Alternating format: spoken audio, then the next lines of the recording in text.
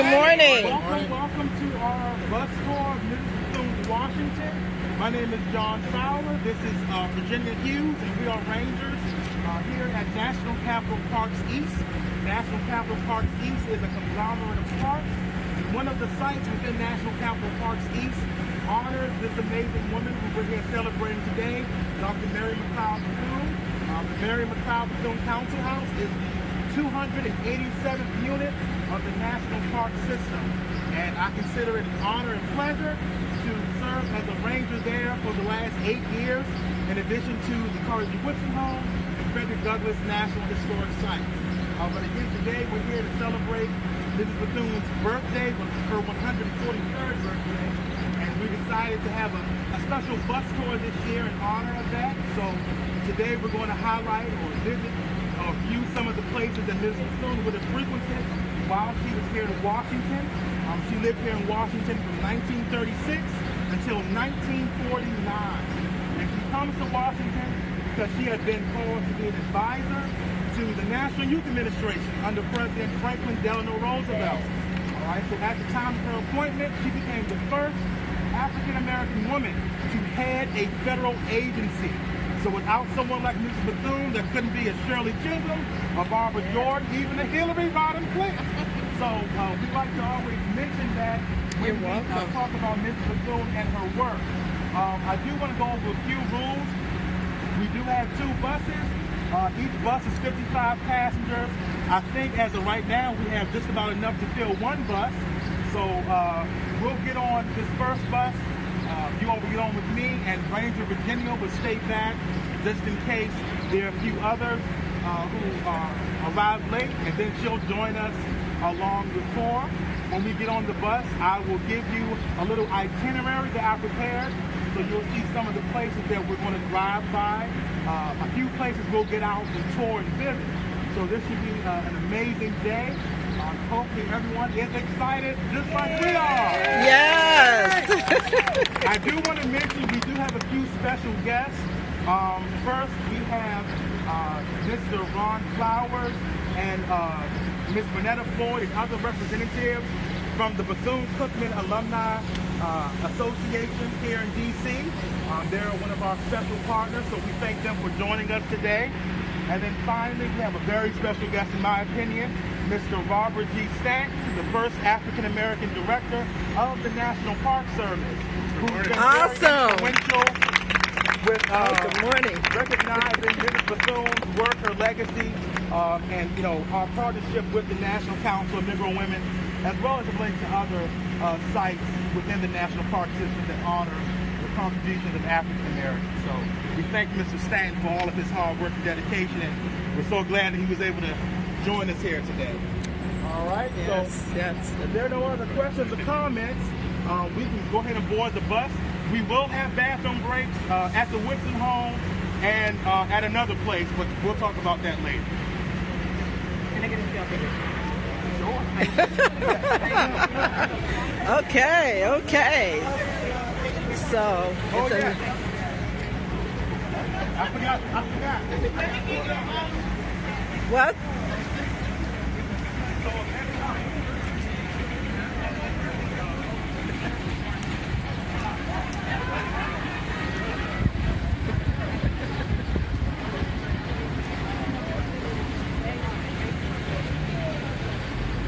Okay, so we're heading on a tour. It's going to go from 10 a.m. to 12:30 p.m.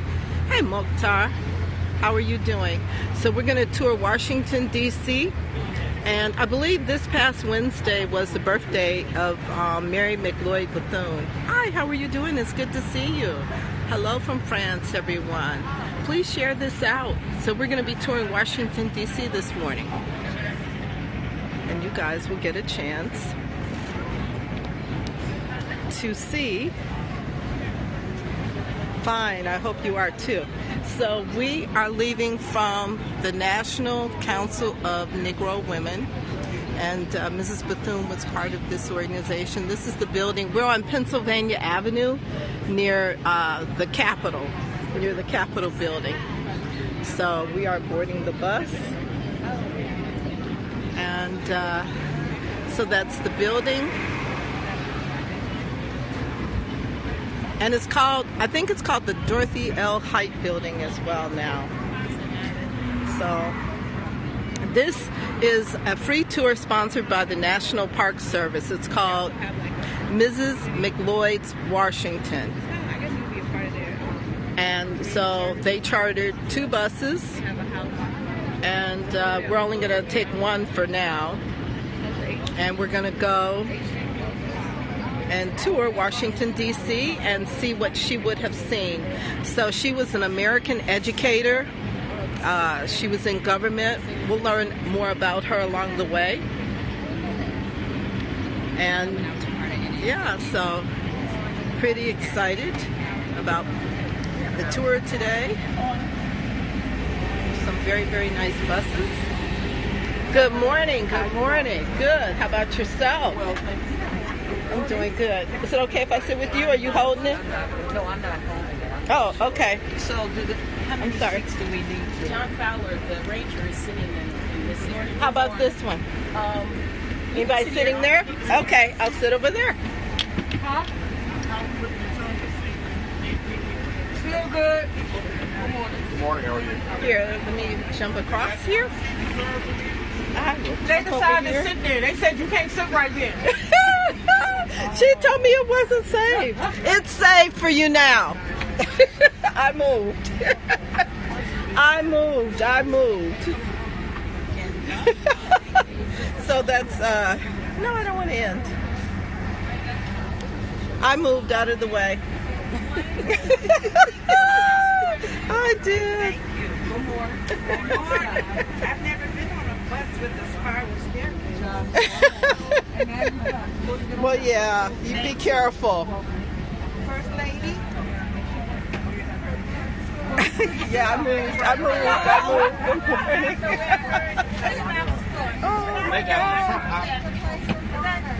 Okay. Good morning. So hi guys, I'm already making my stuff ready for the job, but I'm conscious I would stay on a moment.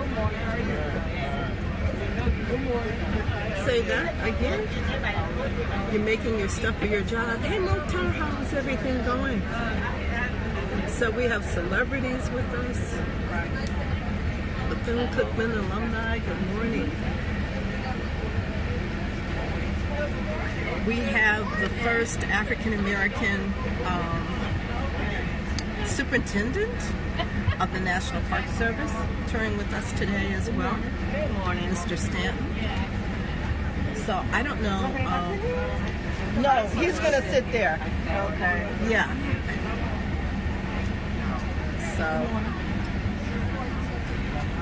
So I'll show you guys Bethune Cookman shirts. So she started a boarding school, which is now an HBCU, and is still in operation today.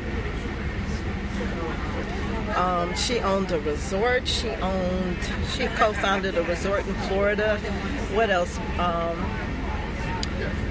Bethune Cookman did HBCU, historically black college. This one? Oh, I guess so. Okay. Yeah, that's for Mr. Fowler.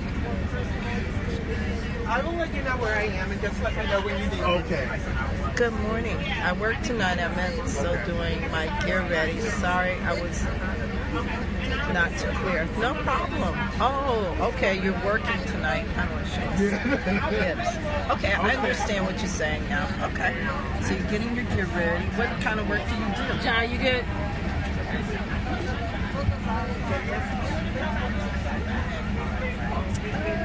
Make her stand for 12 bucks. Make her stand for 12 bucks.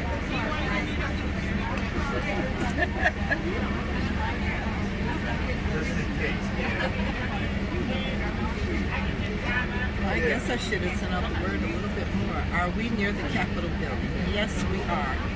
She said she holding you hostage. You can't go nowhere until 1 o'clock. Am I in your way? I'm sorry. No, not She at said all. you can go ahead and pull off. I'm all right. Oh, they got my request. All right. Good morning. info for the tours, we'll find out. Hello, hello, hello. Okay. Can everybody hear me? Yes. All right. Kind of like this. Before we pull off, I do want to acknowledge the presence of someone else. She probably wouldn't like me to do this, but the Superintendent of National Capital Parks East, Ms. Tara Morrison, she's with us here today. So she is responsible for all the sites within National Capital Parks East. So if you get a chance, say hello to her and thank her for the great work that she's done since she's been with us so far.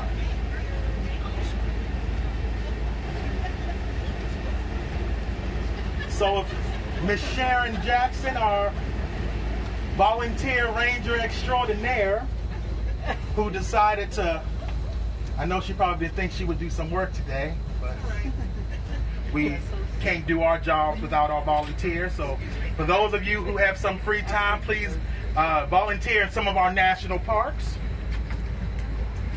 I did prepare an itinerary for today. So Ms. Sharon's going to pass these out to everyone. Take a look at some of the sites that we'll either drive by or get out at. Places that Ms. Bethune would have visited. Our first site, or our first stop, will be over in LaDroit Park. Is anybody familiar with LaDroit Park? Of course. Here in Washington, yes, over by Howard University, a very well-known neighborhood. That is where Mrs. Bethune purchased her second home here in D.C. So it's from this home on T Street that she began the National Council of Negro Women.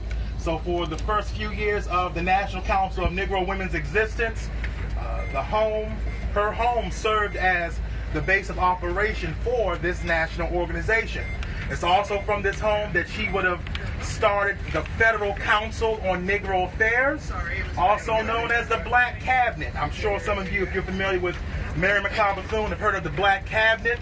This was considered to be the, I guess you could say, the President Roosevelt's unofficial presidential cabinet of other influential African Americans who also worked in the federal government along with Mrs. Bethune.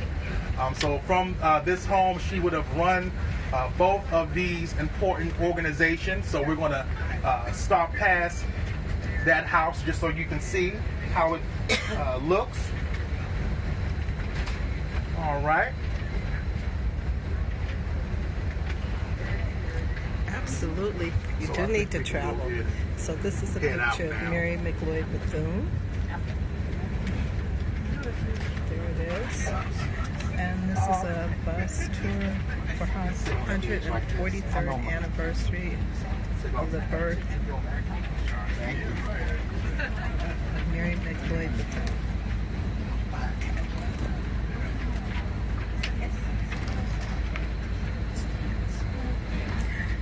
This is a tour about Mrs. Bethune's Washington. You've been kind of dormant? Okay. Well, that's all right. So we started at the National Council of Negro Women's headquarters. And now we're going to Mary McLeod Bethune's second residence in Washington. I've always been arranged.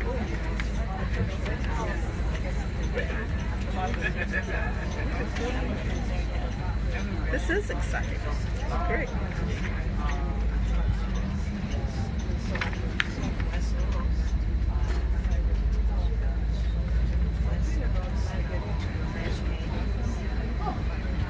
Oh, welcome back, Tara. I'm glad you're back on Periscope.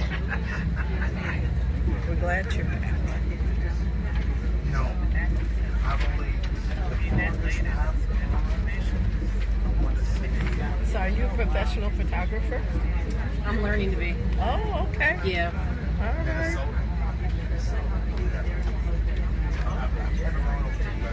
Oh, you too, Mokhtar. Thanks for joining and sharing. Good to see you. Put up some emojis. Everybody follow Mokhtar.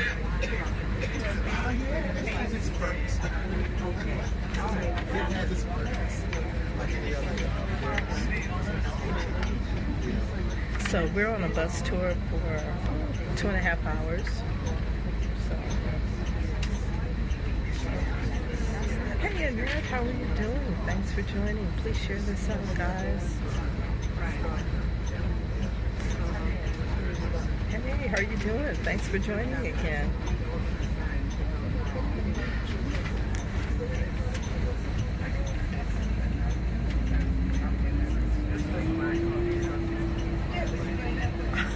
Merci, Mokhtar, merci.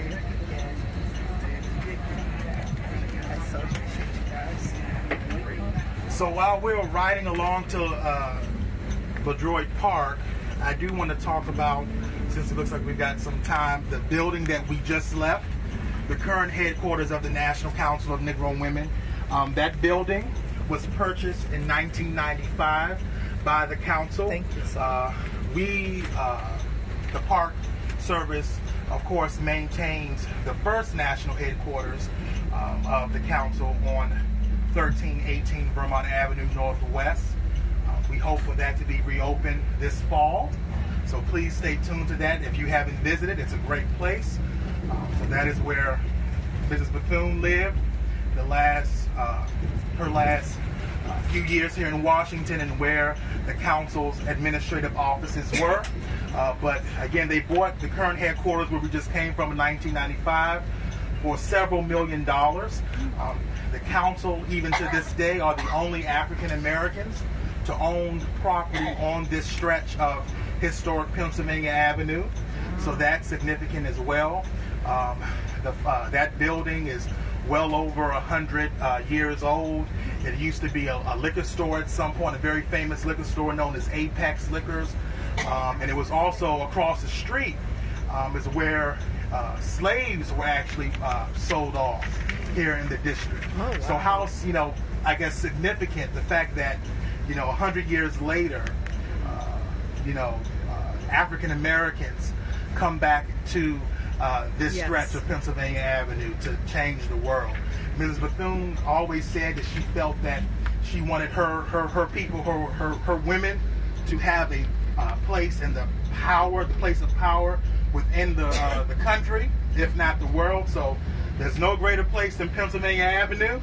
You've got the Capitol behind her, and across way down on the other end you got the White House. And there is an interview of Dr. Height, when Dr. Height said that when the president would, during the inauguration, as he'd come down, leave the Capitol on their way to the White House, she'd say, before the president could get to his house, he has to pass our house. So I always felt that was a funny little, story that she would tell. But again, they do give tours of the current headquarters. They unfortunately were closed today, so that's why we weren't able to get in. But it's a beautiful building. Along the tour, you can view Dr. Height's office. You see all of Dr. Height's awards and her plaques. It's really an amazing building with a rich history.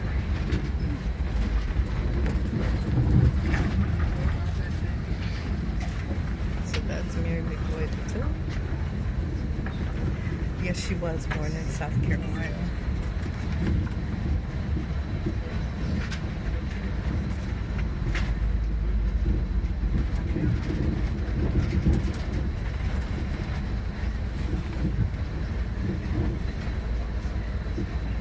So we are in Chinatown.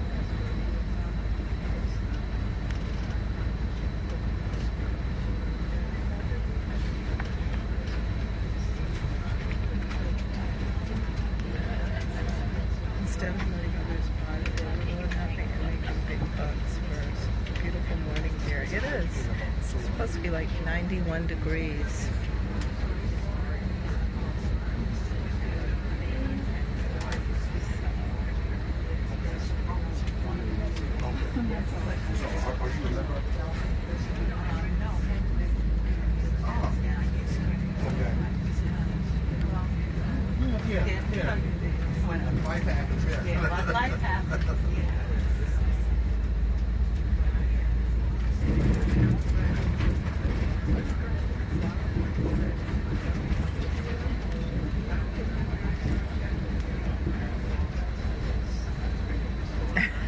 Good. I'm glad that it's a good picture.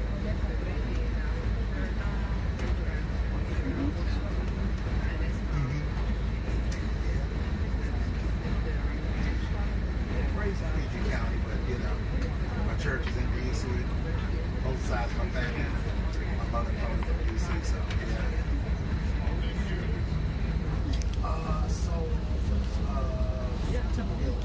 that area. Yeah, that area. New bus ride for $1. It's the first time I've seen that. Oxon Hill is literally. Thank you so much, Annette, for the super hearts. Thank you. So appreciate you. Thank you, Enlighten. Thank you, guys. Exciting to go on a tour this morning on Saturday morning. So And see some Washington, D.C.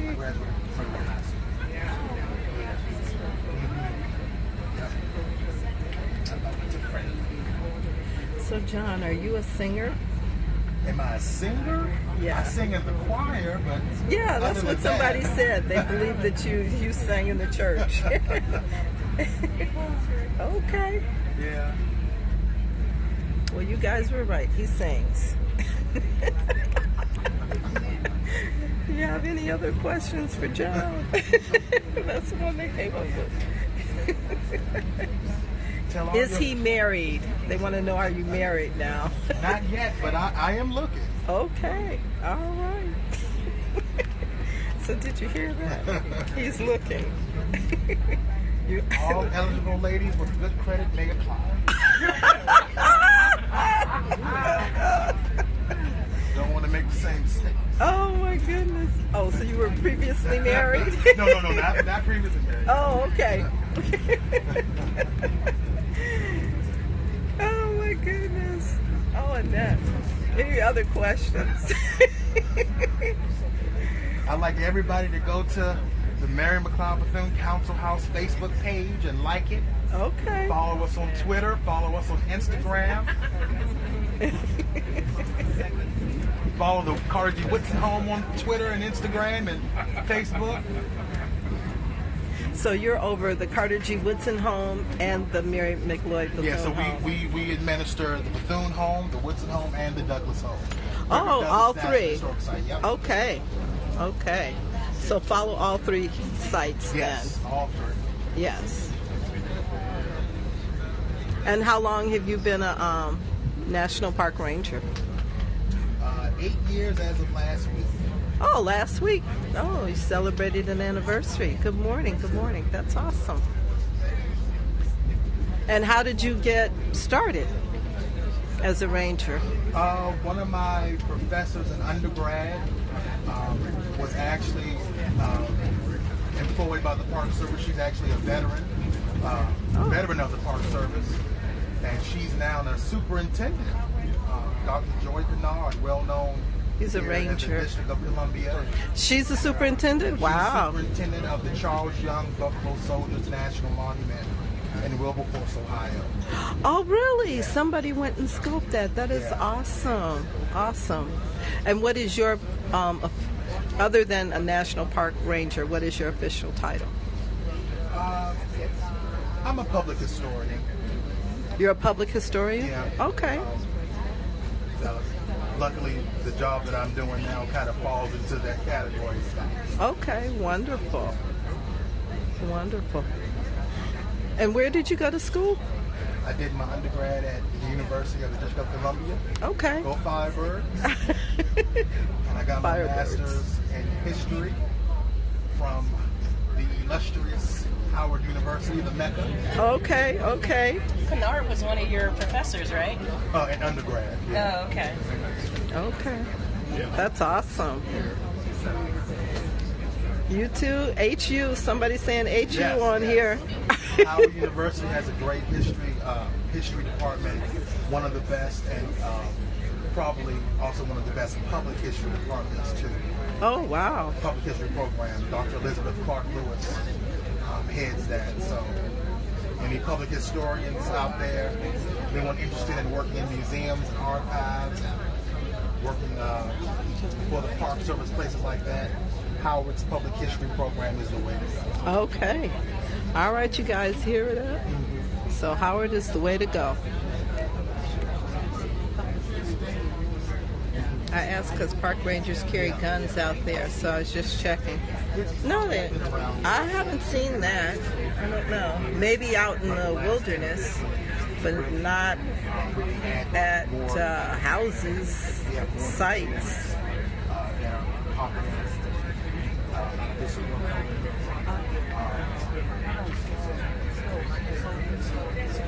I'm sorry, you okay? Oh, yeah.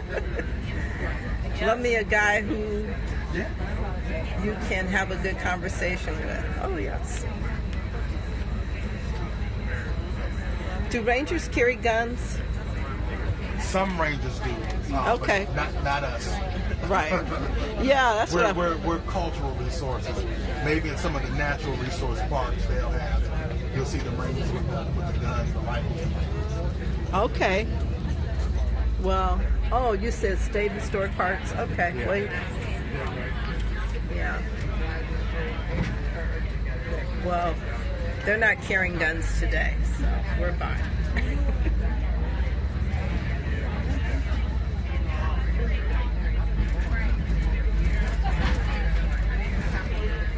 He's loaded with info. They love your intelligence, John. Oh, thank you. You're turning them on. Just a lot of reading, a lot of great teachers. So now, I'm trying to remember. No, go ahead. You're fine. When we did the group,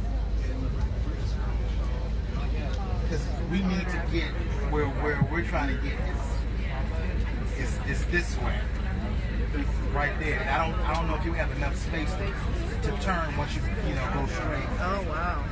Can you see what I'm saying? I'll say that again and lighten up. I missed it. See what this turn is?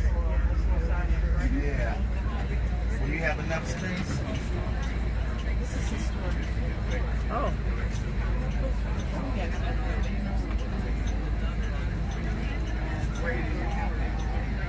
Okay.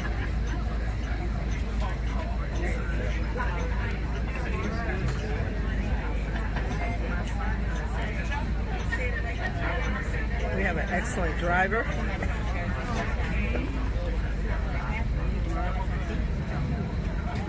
Beautiful old homes, yeah. Takes 3 turns. Yeah, it is beautiful here. Yeah, that was a great job.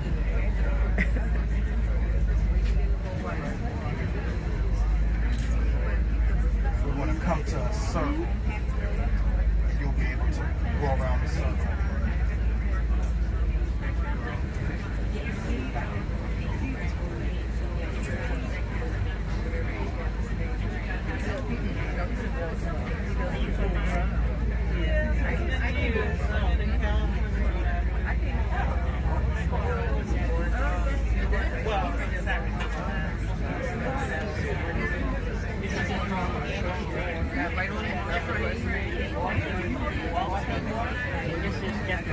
All right, everyone. We're approaching the area. Mrs. Bethune's second residence here in Washington, 316 T Street. It's a really small house. It's going to be on the left. Oh, okay.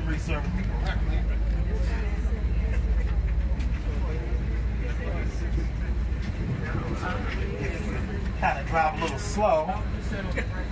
Oh, no, it's on the right? Oh, it's on the right. We just passed Mary Church Terrell's house as well. Oh. Yeah, so this is Ms. Bethune's house, 316. Her second residence right there.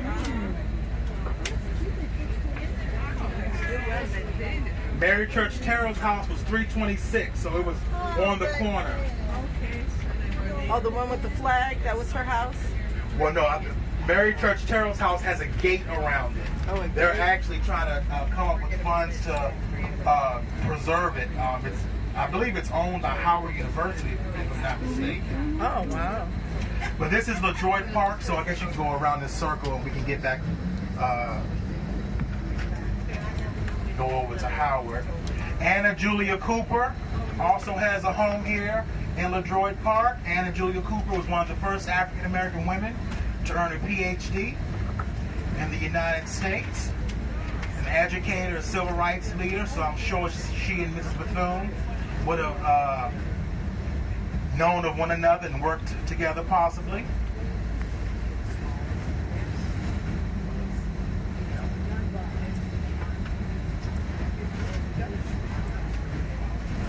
In fact, this circle is called Anna Julia Cooper Circle. Oh, okay.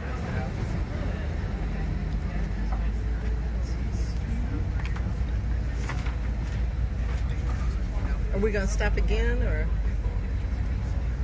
Okay, there it is. Now we're making our way to the campus of Howard University, where Mrs. Bethune would have... Oh, 324?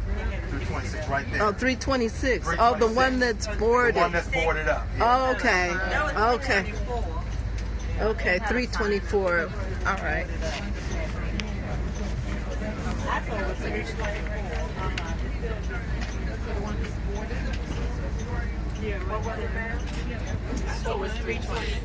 Can you tell people who Mary Church Terrell is? Oh, yes. So Mary Church Terrell was an educator here in Washington. She was the first African-American elected to the D.C. Board of Education.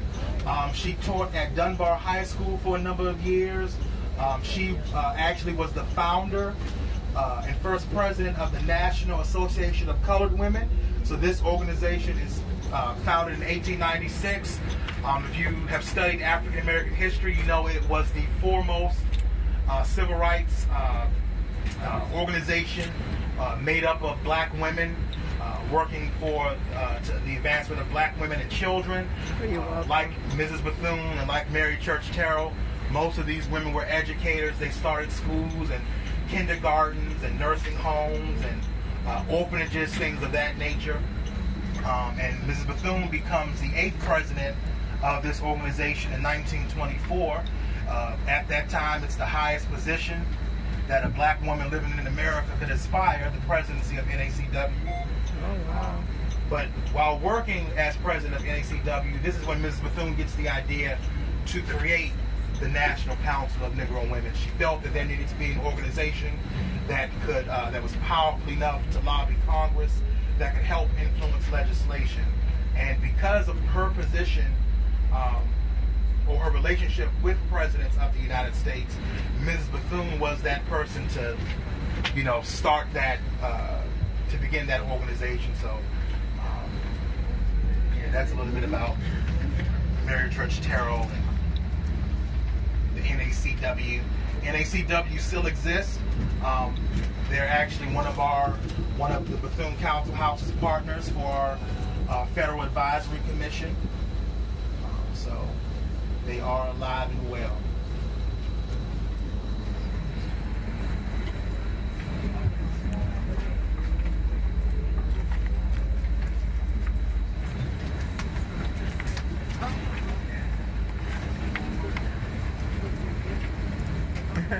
Thanks so much.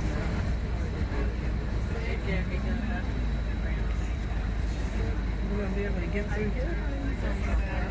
Okay. Is there somebody in that truck? He's got he's got things on the.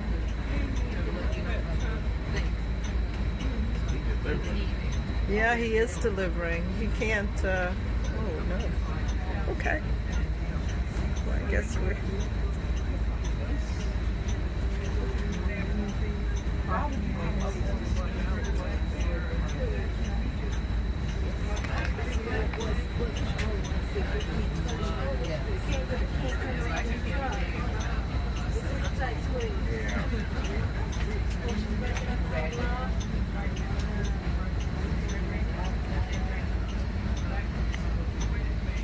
Well, he's got 2 things to deliver too.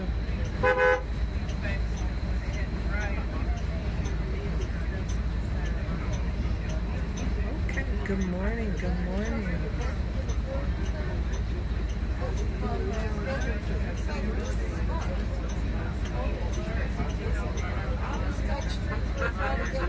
Hey Claudette, hi Contradictors, thanks for the super hearts. So we're in a very narrow, tight street going backwards because we can't turn the corner there because of the delivery truck. Thanks for sharing your loading, Claudette.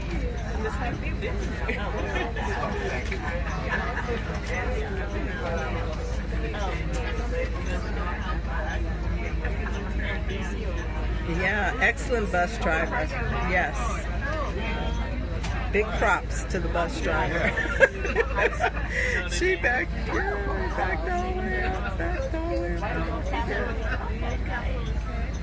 And we're still backing up. Yes, we are. We are. We have no choice. We don't have any choice but to back up. Yes, thank you so much. Contradictions. That's an interesting handle.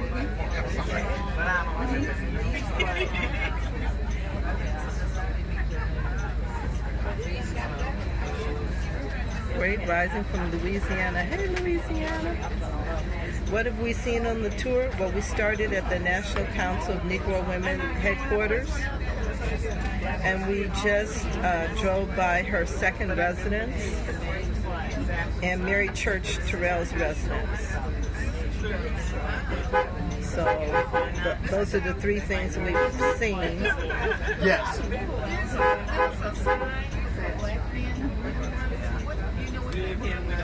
No, I don't. So many of us. But yeah, there's a lot of them in this area. Oh, really? Oh, wow. Through a stop sign, we packed up. Okay. All right. A stop sign.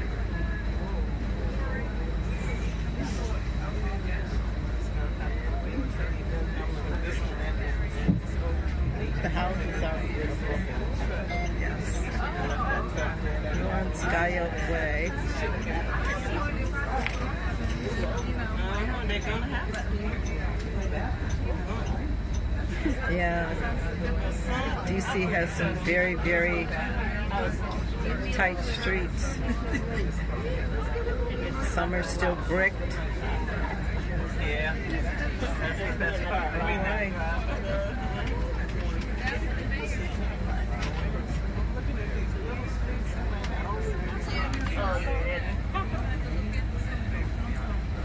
Yeah, it's a good thing there isn't much traffic. Oh, he's got to back up some more so we can get by. There's a car there.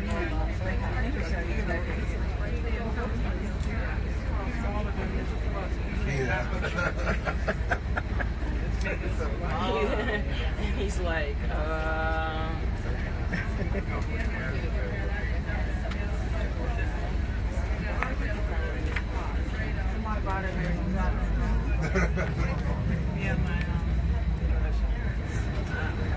Beautiful colors on these homes, too.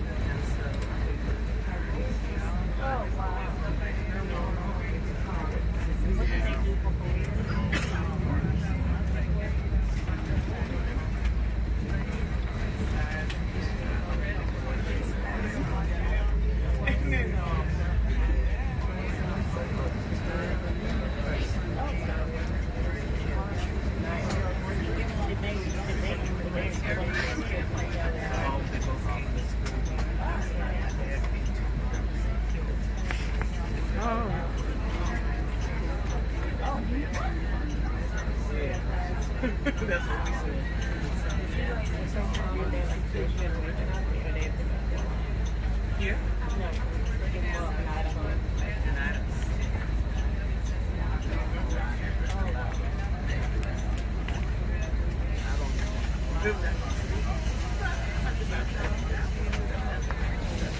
Oh, wow. Oh, it's full traffic now.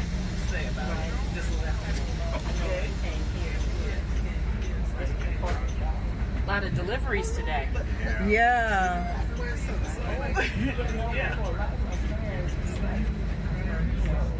Okay.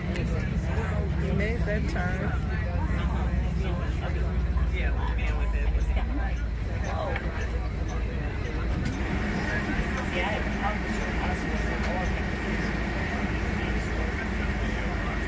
All right, so we're making our way to Howard.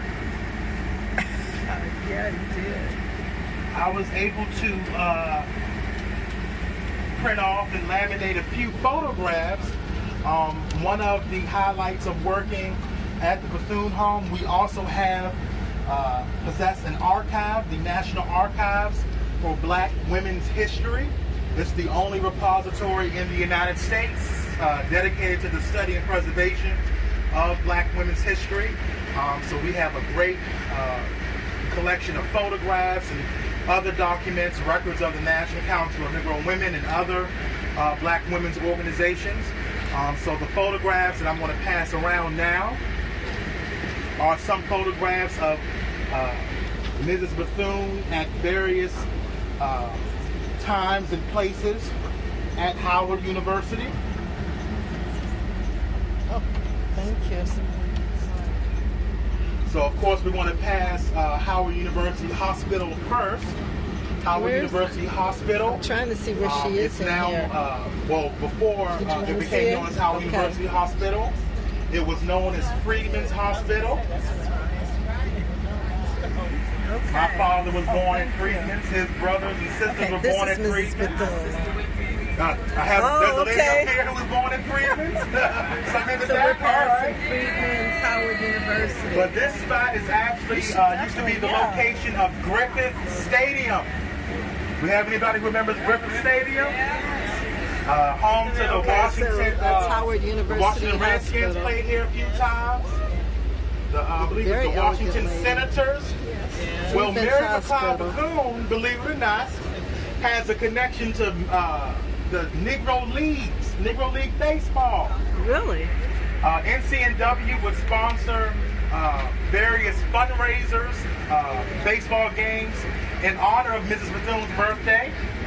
And from the money with the tickets, it went to the organization raising funds. And also for a period of time, they helped to sell war bonds during World War II.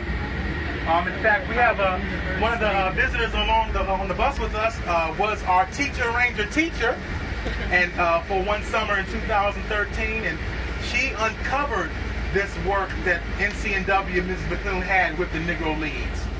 So if you get a chance, go on our website and look at the lesson plans and the virtual tour that Miss Melissa Green, who's sitting up front here, prepared about that amazing work with the Negro Leagues and its connection to Mrs. Bethune. Congratulations, that's awesome. Well known. Mr. Fallon? Yes. Also, when you talk about the war bonds, when we talk about the war bonds, one of the things I wanted to mention was that the organization also established the Harriet Tubman ship, and I want you to talk a little bit more about that. Yes, thank you. Yes, so the NCNW under Mrs. Bethune's direction raised $2 million by selling or getting war bonds to build a Liberty ship, and they named it after Harriet Tubman. So during this point in time, during World War II, there were Liberty ships that were built, of course. Liberty ships carried people and equipment and things during times of war. But out of all the Liberty ships that were built, only 18 were named for African Americans. And the SS Harriet Tubman was the first and only named in honor of a black woman. And Mrs. Bethune was able to, the NCNW were able to sell those war bonds for that. So those records are also in the National Archives for Black Women's History. So if ever you had something that you wanted to research, you could send an email to our archivist and let him know what you're interested in, and he'd be more than happy to help you.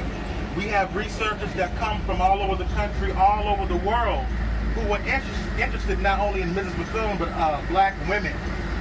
So it's really amazing. What's the website? So you can go to www.nps.gov/MAMC. So that is our website. You can find out information. There are links to where you can contact our archivist. The name of the tour is Mrs. Bethune's Washington. Combs down there, so I can't go that way, right?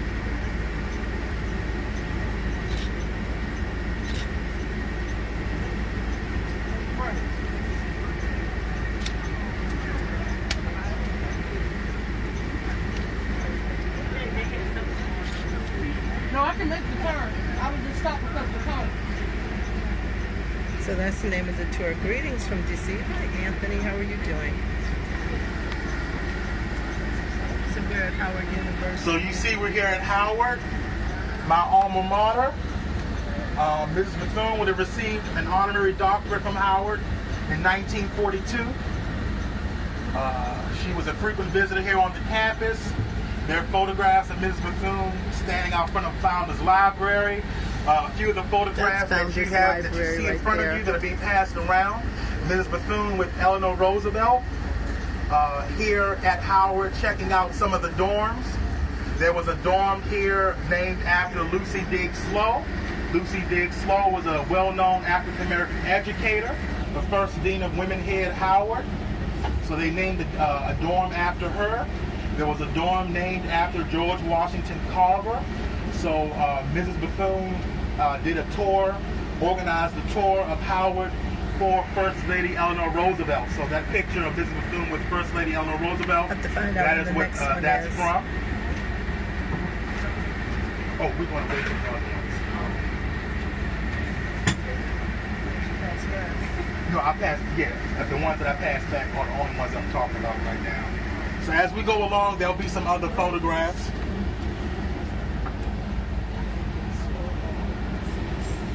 Now we're on our way to the Carter G. Woodson home. So this will be the first stop that you can get out. So if there's anyone that needs to use the restroom, we do have a restroom. And if there's anyone that would like to check out our bookstore, our gift shop, we do have that at the Woodson home too. The Woodson home is not necessarily one of the newest sites that we administer, but we've only been open for a year to the public. So we're still getting the word out. So hopefully once you visit today, you'll be able to tell others that we are here.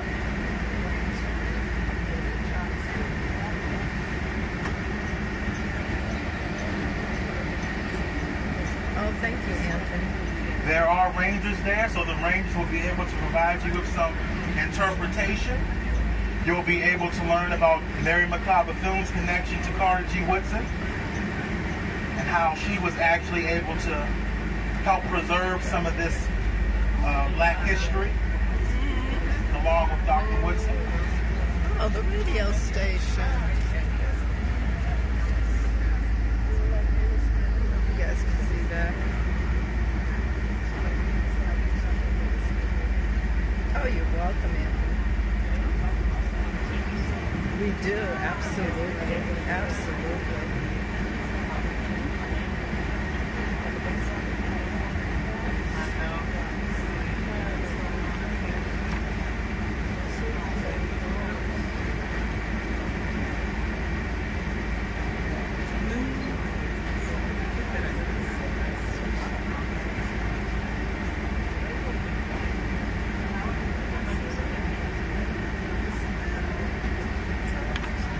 So this is the tour. Will there be more tours, John? Will you have Yes, others? we do plan to do some more tours in the very near future, so stay tuned to our website. Okay, absolutely. Thank you, Mokhtar. See you later. Have a good day. Bye.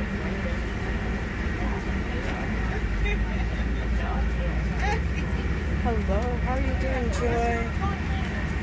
Everybody say goodbye to Mokhtar. Thank you so much for joining.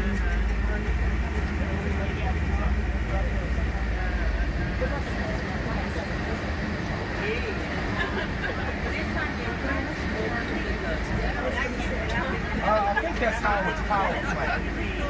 Oh, it's a power plant. Okay. Pumping station. So this is one of the places, you know, where Howard has too. I think they have like a collaboration with DC. Okay. Both DC and Howard. Here too. Yeah, this is Howard University. So we're still on Howard campus. Oh, we're still on the campus? Okay.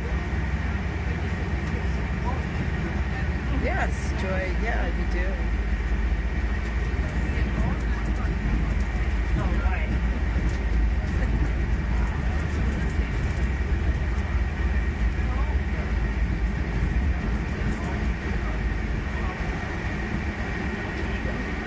Oh, thank you. What's the next stop that you have on your? So that's Mary McLeod Bethune Okay, yeah. on the right.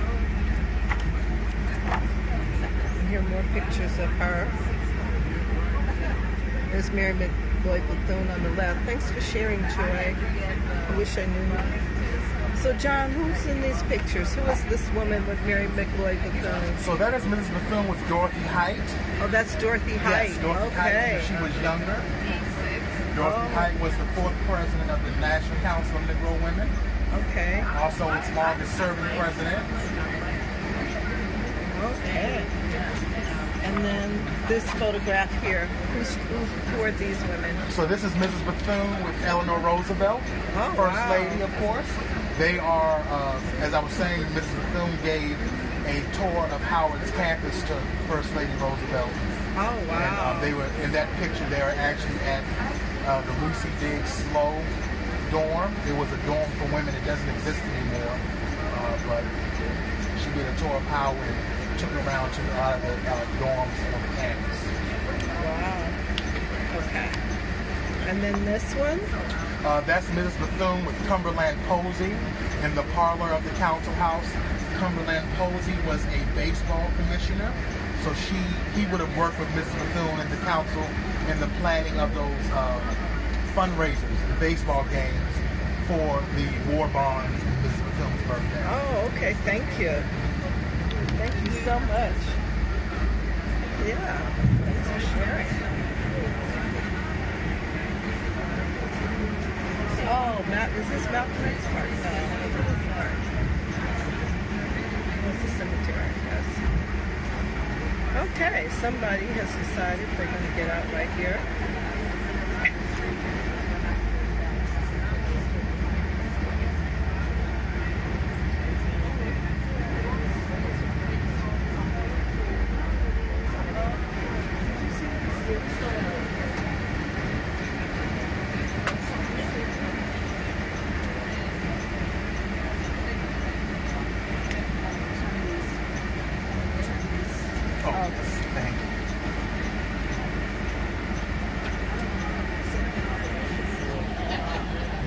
I think there's 2 more on this.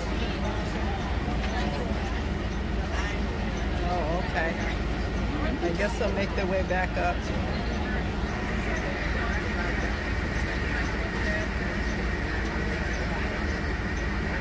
We are at Rhode Island Avenue, and I can't see the other name of the street that we're on.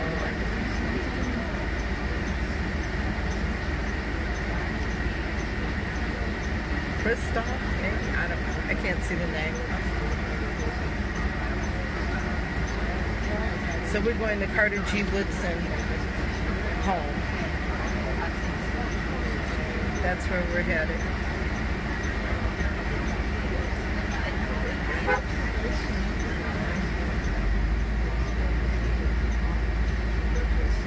North Capitol. You love your city and you miss it. When is the best time to visit D.C.? Anytime. They have tourism is 365 days a year in Washington, D.C. You can visit anytime. Anytime. The museum, the National Museum for African American History and Culture, just announced that during the week in September you won't need passes. Yes, John? She had a question. So who's in this photo? So that's Mrs. Bethune. She's attending a commencement at Howard University in 1952. Okay. And I just thought it was a beautiful photograph Yes. of her. Yes. She's going the wrong way. She's going from northeast. Oh. Yeah, you mentioned it. So we're trying to get back that way. Yeah, we're going around. Toward 9th Street. Oh, the new museum announced that in September you don't need passes during the week. Yeah, so you'll need to. Monday through Friday, no passes. Only on Saturday and Sunday. So if you come, like you could come on a Wednesday night or a Thursday night and go on Friday and get in, and you don't need passes, starting in September. So, yeah, that's what they announced today. Here you go, John. Thank you.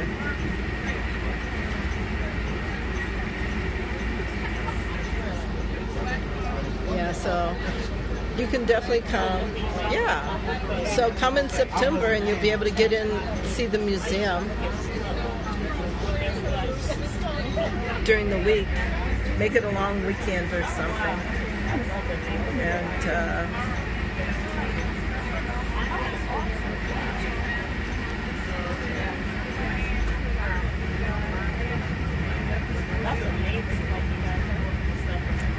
Foggy Bottom to Eastern Market. Okay, so I guess that's the area that we're in.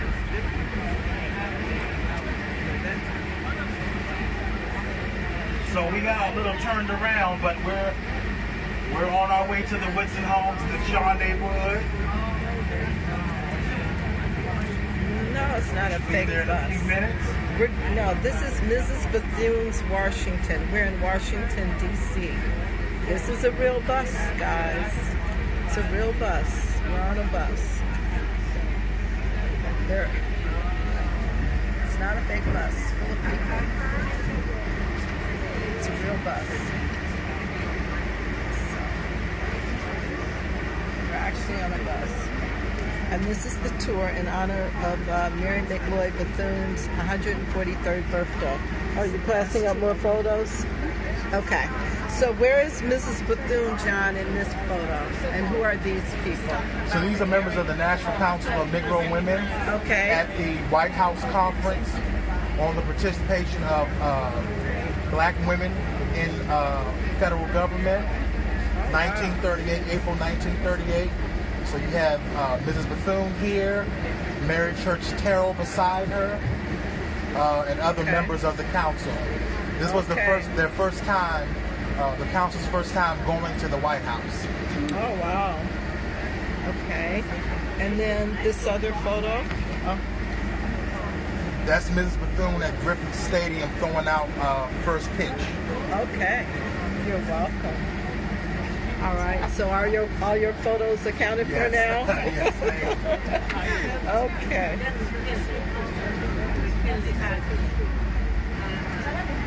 What is this building up here? That looks very old.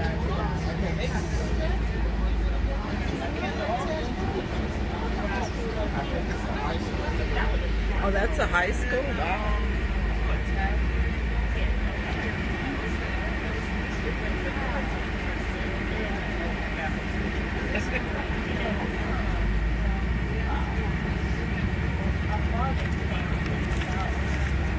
Okay, so here's the information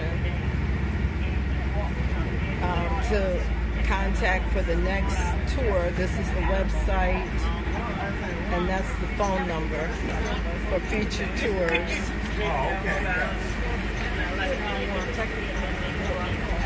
Oh, that's the high school? Okay, so this is Old McKinley High School.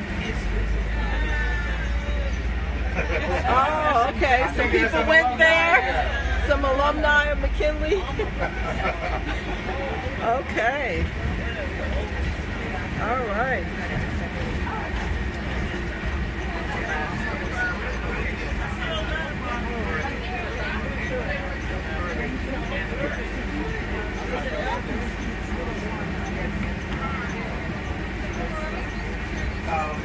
How do you adjust the air conditioning? They said it's getting warm.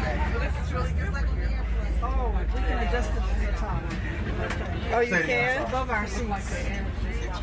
Oh. What's wrong with the air? What happened to the air? You gotta twist it like an airplane. No, it's not on right now, though. It stopped working. So the driver is saying that it looks like it may have stopped working on us. I'm sorry. Well, can you turn back on what you had? We need some kind of circulation. We'll take what was on before.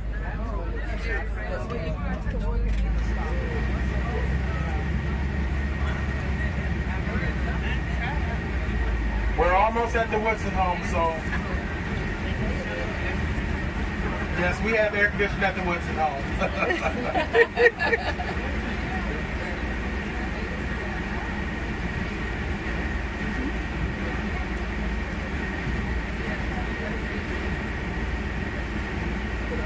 So next up is the Carter G. Woodson Home National Historic Site. We're going to tour the home.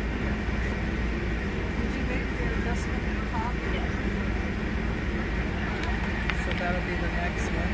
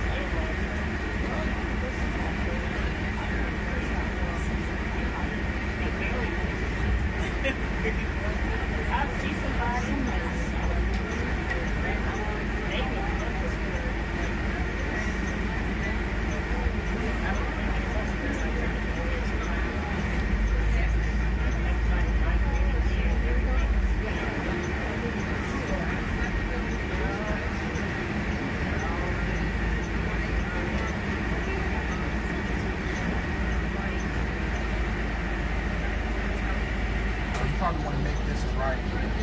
Make it right. Yeah. Make it right. Because I guess it's still trying to take you to Rhode Island.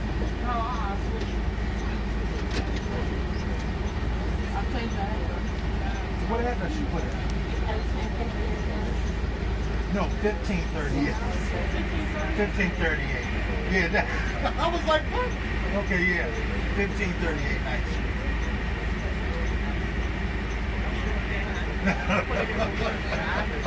You put it in reverse.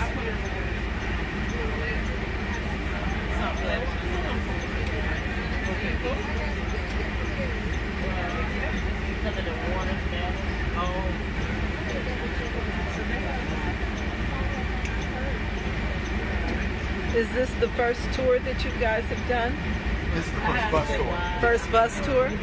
Wonderful. Are you guys still working on a train tour following or a tour for Frederick Douglass? Yes, we are still working on that. So stay tuned for that. Okay.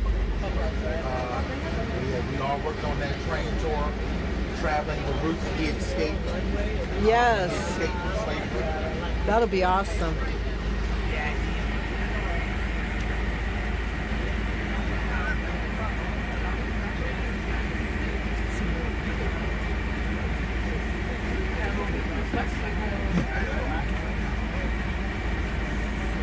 It's fine. I think we'll still do good on time. That's right. Stay optimistic.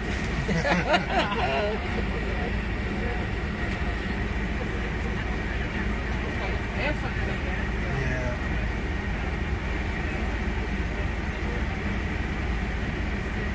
So how did you get started researching about the Negro League and her connection, Mary McLeod, Bethune's connection? Well, the National Park Service has a great program where they collaborate with different school districts around the country, and I was able to apply to be the teacher ranger teacher at the Bethune house.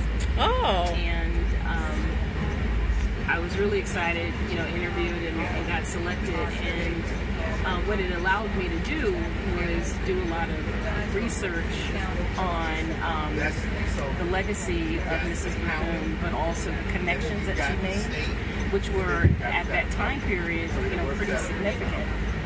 And so I was able to create a virtual tour, which houses a lot of the work, as John put, I uncovered and and help to share with other teachers so that they can do lesson plans or do virtual tours of the Bethune house and her legacy. And it was a lot of fun. I really enjoyed it. Wonderful. Yeah. That's awesome. How long did it take you to do the research? It took me 3 months. 3 months? Yeah. That's phenomenal. So yeah, it was fun becoming a researcher and having the gloves and touching pretty significant historical documents and things like that. Yes, Yeah. yes. Wonderful. My fist is off for you, great lady. Somebody just commented, that's what they said. That's awesome. Thank you. And tell us your name again. My name is Melissa Green. Melissa Green. And what school are you? You're an educator still? I'm an educator with Fairfax County Public Schools. Fairfax County Public Schools. Wonderful. And how long have you been an educator? I've been an educator for about 12 years now. Fantastic. Wonderful. And what ages do you teach? Primarily elementary, grades 3 through 6. Okay. Yeah. Wonderful, wonderful. That's awesome. Ooh, it's a lot of traffic now.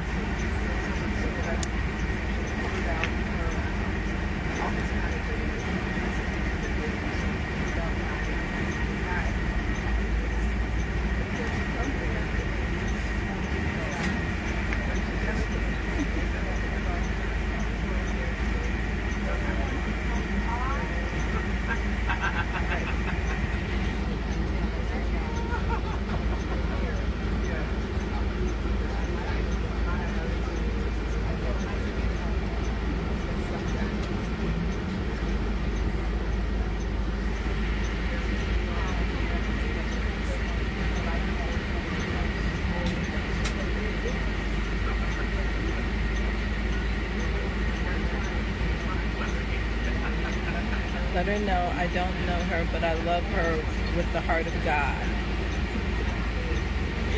They said they love you with the heart of God. Oh, to God be the glory. She said, to God be the glory. Did you hear? To God be the glory. Yes.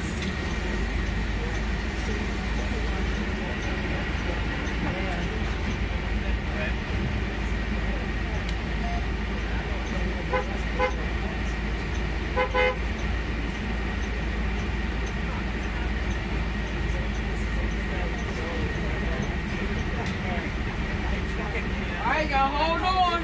Oh, okay. Ready? Easy does it.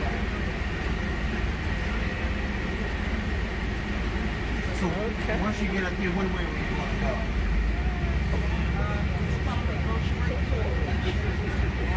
Toward King? Toward King Street.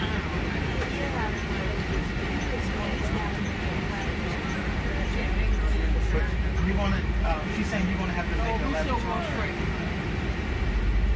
Make another turn? Yeah, I know. They told me to keep straight.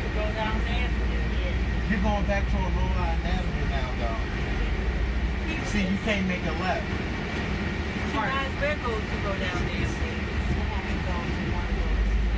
It's still telling me to go straight. So what we supposed to be at? So you, we, Keep straight. Okay. And then bear to the right where that bus is gone. You might can make a left or go down there. You can make a left. Okay. See where that bus Still is saying go going? straight. Keep straight. And then bear to the right. see where that Yeah, bus that's is what you're ahead? saying. Then you got me making a right back on road out. Bear to the right. When you want to go west. West is left. It's the Shaw 15th. is west. It's west.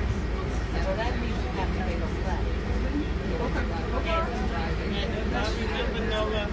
Well, your only choice is to try and go that way. Because you can't make a left. If she bears off to the right before going underneath the underpass, Yeah, I know. she can make a I left can or make go a down. left. I can just come back down. Yeah. Don't go under the underpass. Go to the right. Go to the right. I know. Okay.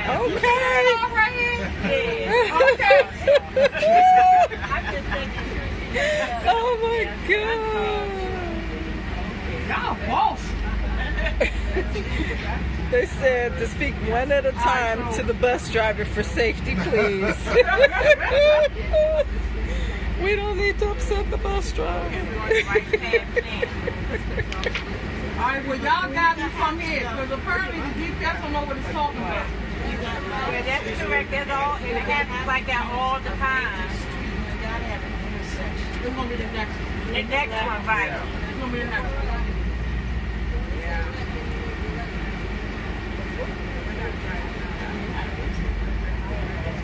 All right, so what we making you? We're not discouraging the bus driver. That's right here. Okay. That's why I don't like Hello, how are you doing?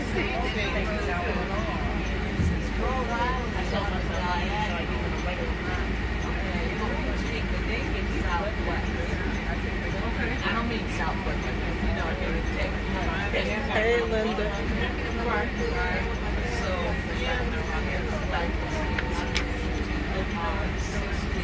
so that's round. I'm going to have to open up the over top because the AC just went out. What over top? Oh, okay. Okay, child and stuff. You know? Hey, how are you doing?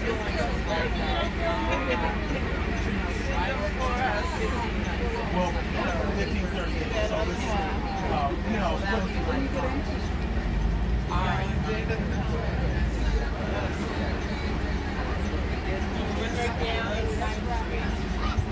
So we need to make it down 9th Street.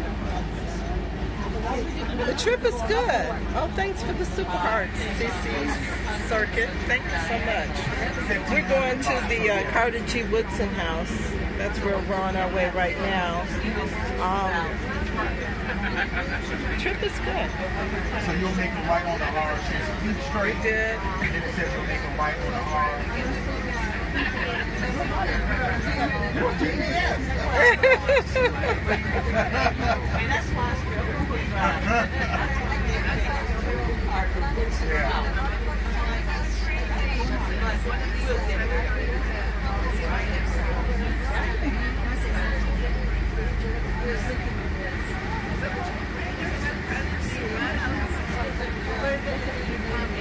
Watching it from Fort Lauderdale, Florida. Oh, thanks for joining from Fort Lauderdale.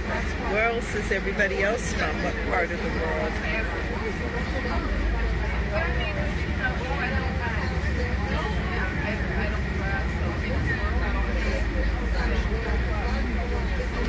Las Vegas. Awesome, Las Vegas.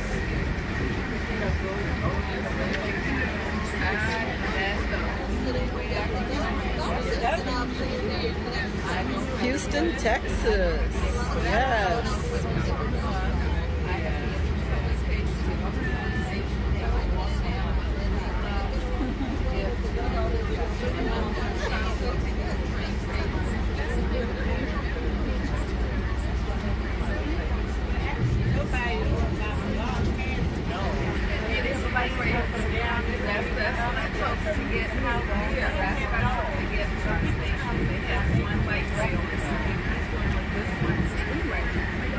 May the grace and favor of God continue to be upon you all on this trip and beyond. Thank you for the blessing.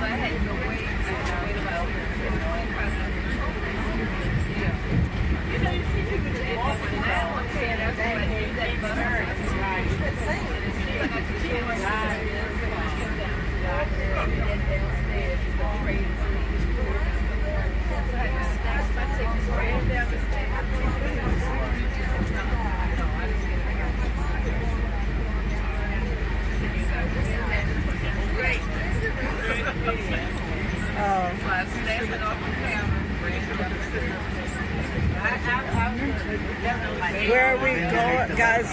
We're going to the Carter G. Woodson National Historic Site. We're in the Shaw Howard neighborhood.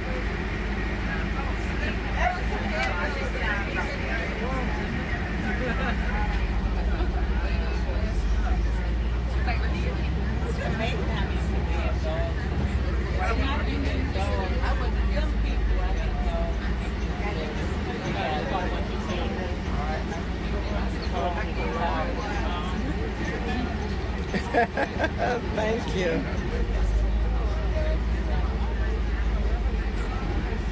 All right, so we're getting ready to get off We're the from the bus. Philippines. That's the Awesome. Woodson home. To your right is the Phyllis Wheatley YWCA, the first YWCA here in the country for African American women. Right here to your right, Phyllis Wheatley. Here you have the Carter G. Woodson Park, and then right here at 1538 is Dr. Woodson's home. So you can, you just have to stop here, yeah.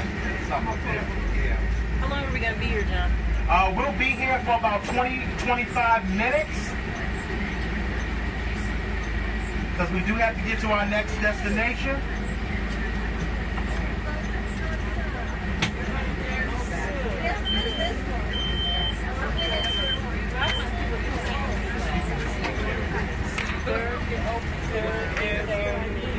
Okay.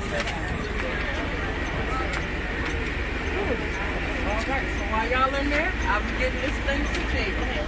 Okay.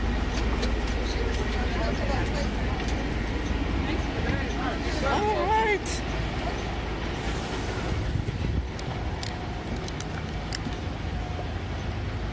Well, let me get this out of the way here. Carter G. Woodson home. They have tours of the home Thursdays, Saturdays, and Sundays, 9, 10, 11, 1, 2, 3, and 4 o'clock. And we're going to go into the visitor center. It said open because I Come on in. Hello. Hi. Hi. I love your hair. Thank you. It's So if gorgeous. there's anyone that needs to use the restroom is right there. Okay. Oh, it feels good in here. We have like no air. So here's the So book. if you need to use the restroom's there, but if not, you can follow the Rangers into the historic home. Oh, so this is the, No, we're not. The gift shop. Oh, they even have a All right, fan. so you don't have Wow. to use the restroom. There is only one. oh, there's only one. But if not, you can follow the Rangers into the historic home. keep in mind there's going to be another restroom. Yes, and there is another restroom at our next stop. So There's about 55 of us, I think, on the tour. Oh, I'm sorry. Good morning. It feels good, doesn't it? Absolutely.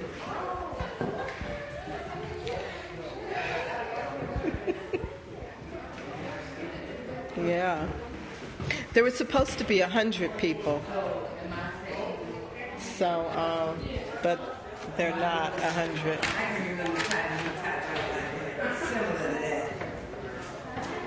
You're welcome. You're welcome. Thanks for joining. Thanks for joining. So you get to see inside the Carter G. Woodson home.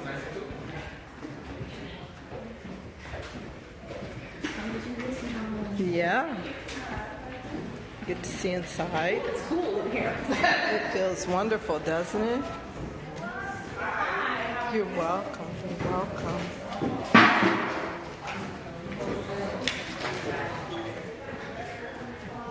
So this is actually the reception area.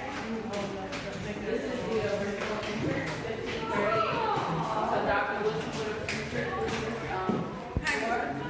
So would Langston Hughes, Miss Mary McLeod, Bethune, who actually served as the president of this association. You're fine. You're not. Person working here as well. So she was on the research team. So, and so Langston Hughes had a dual position. He acted as an assistant to Dr. Woodson, but also he was a researcher as well. So he would have been up on the second floor Go out and come back in in. the afternoons and evenings. So are you a person too, right? Yes. Yes. And so everything On this desk, this would have been the secretary's desk. These are actually props. These are not original artifacts because his organization, when they left in 1971, they auctioned off a lot of his things. And so that is the number one reason why you have in Atlanta, Emory University has the number one largest collection of Dr. Woodson's. I'm glad to hear that. However, his organization, ASALA, the Association for the Study of African American Life and History, they donated the publications of the Journal of Negro History. So these are the original collection that Dr. Woodson would have been a part of. He passes in 1950, so it's only fair that the last publication date was 1949. Okay. However, his organization has never missed a year of publication. They are still publishing today. They have a office outside of Howard University. However, they're coming back. 1542 will have office space. We'll also have exhibition space in there. The library and the bookstore and visitor center will be in 1542. All right, come on back here.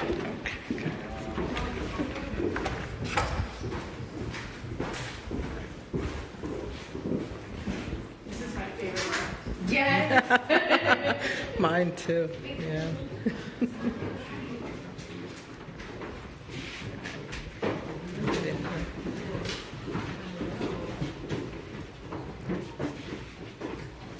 Right. So this is the packaging and shipping room. This is where Langston Hughes would come. He would bound the books, package and ship them off.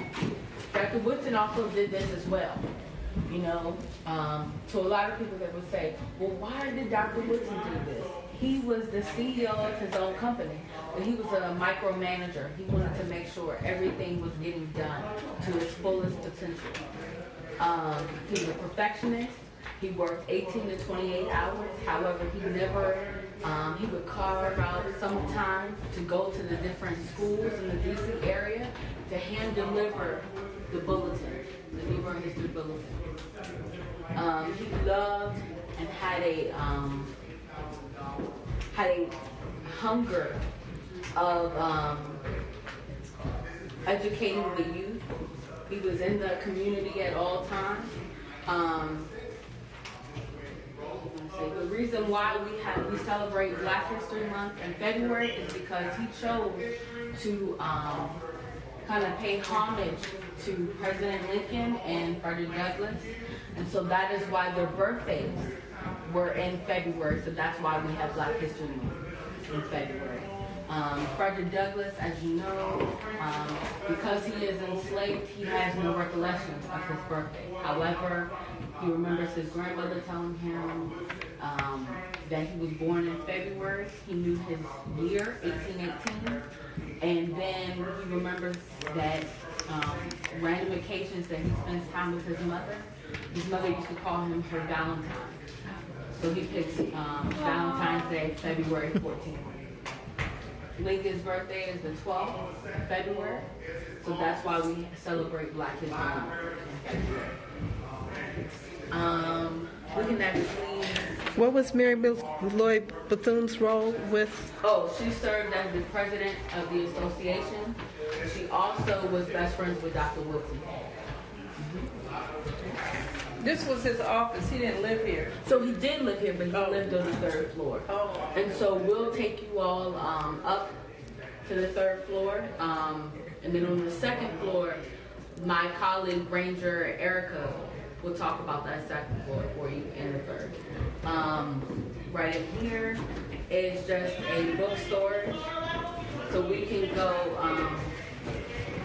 there's really nothing in here. So we can just go up to the second floor. What about the bookstore? You know that, right? Yes. So these are just, these are reproductions of the That's a reproduction. Negro History Bulletin. So this is what it would look like. So that's Frederick Douglass on the right and Abraham Lincoln on the left. That's Mary McLeod Bethune. She was president of ASALA, the organization that was here. No, it's okay. It's a lot of people. Glad it's not 100. This is just one bus.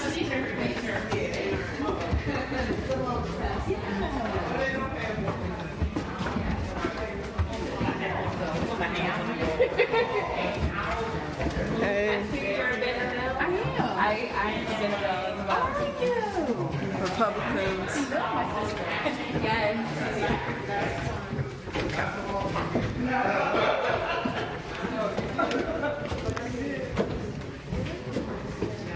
Then when I have visitors, I can bring them, show them these sites. Absolutely, absolutely.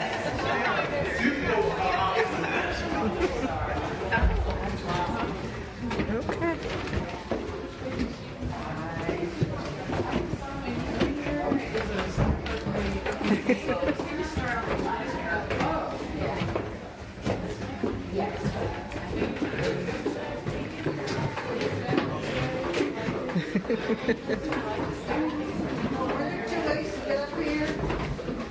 Oh, you guys are trying to come out the room? Okay.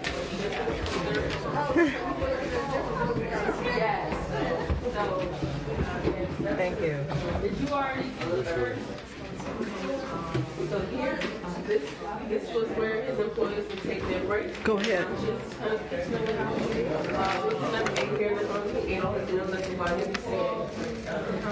Was that always the Phillips weekly right up here? Yes. Come on in. No, come on. Go. Was he married? Okay. That was just no. Was it about never married. Had a couple long-term relationships. This one was her bookstore. Are you gonna open a bookstore downstairs? Yes. Oh, great. Yes. He didn't feel it was right to subject the wife to Come on in. lifestyle that he dedicated all of his time and energy to his research and his work. He would spend up to 15 hours a day doing his work here at the home. So he didn't think it was right to really marry someone. He donated all of his money, right, essentially, right? So it wasn't like so I think he was just ensuring he wouldn't have any heirs who wanted to donate back into his organization. Yes. Yeah, he also took around poverty, so he made sure all of his money went into his organization. Okay. Are these the original floors? Parts of it is, parts of it. But the other ranger will tell you. There are some parts. This staircase is original. That's original? Yeah. Okay.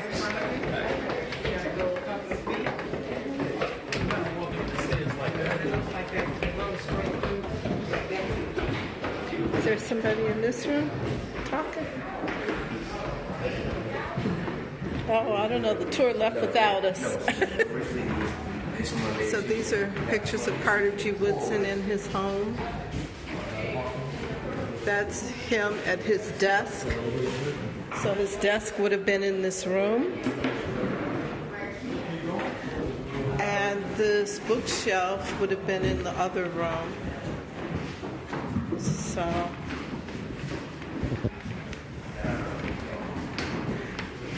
Oh, she's going upstairs. I guess we should follow. All right. Okay. Yeah, some are. Okay.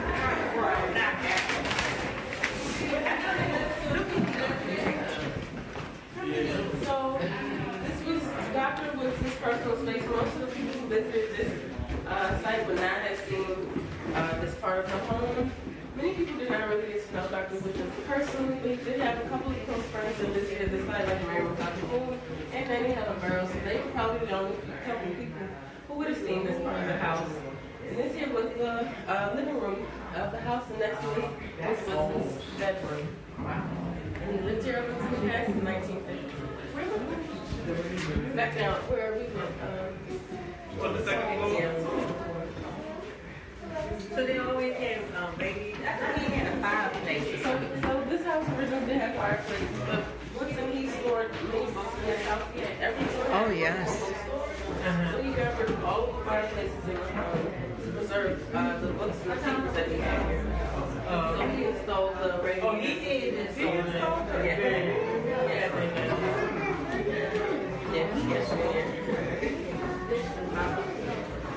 Was this neighborhood primarily African American? Yes, it's Shaw neighborhood. Yes, this was primarily African. But now the original is down. Was this his bedroom?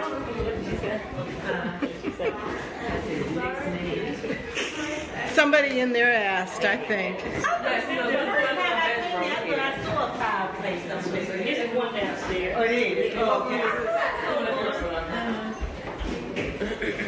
Next, this was more book storage, and yes, this was the. How old is the building? Okay. She said she wasn't sure.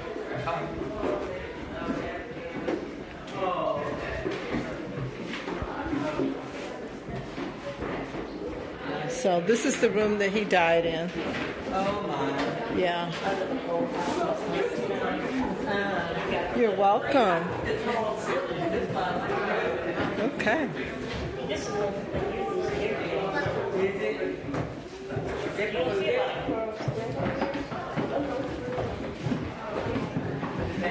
Yeah, floors are beautiful. Yeah, they said they took apart the stairs. I know, I do too. It's awesome.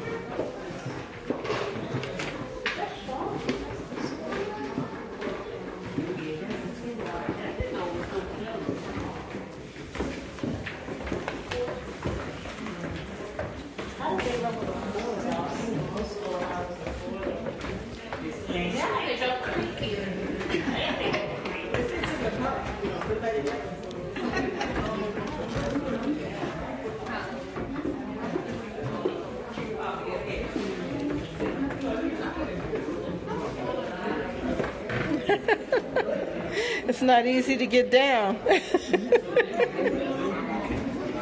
Not easy to get down.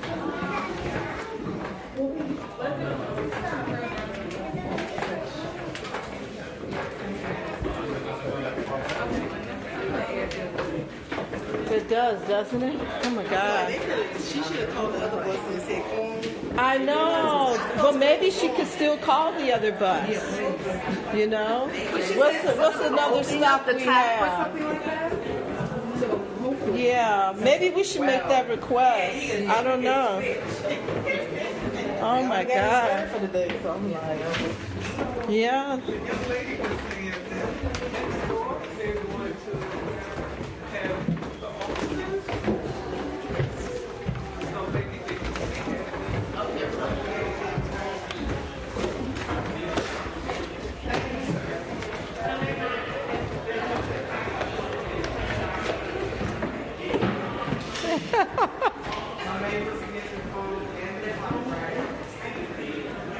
Where is, oh, let's see if we can ask John here. So this is the gift shop and the visitor center for the Woodson home. Oh, sure. Okay. Yeah, the singers. Oh, you guys are all in line? does the bus have a bathroom? I don't think so. No. But at our very next stop, there is a bathroom. We're going to a church, so. Is it possible we can have the other bus come? Can we switch buses? We thought about that, and it does not look like that will be possible. Okay. This is a fan of Mary McLeod Bethune. And then they have passport books. You can get your stamps, Virginia Rangers. And here's a book about her, Washington, D.C.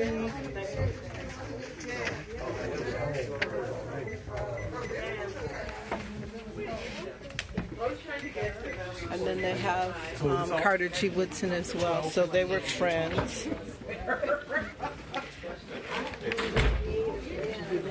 This is awesome.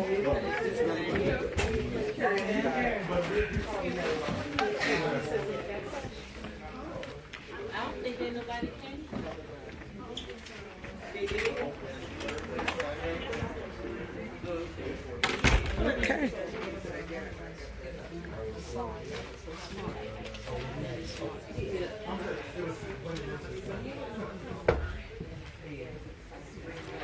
As a group, they have to accommodate you guys with proper working AC or refund a portion of the money.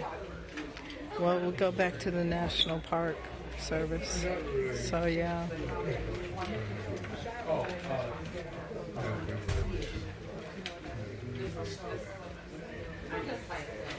Hopefully it'll work itself out. I don't know.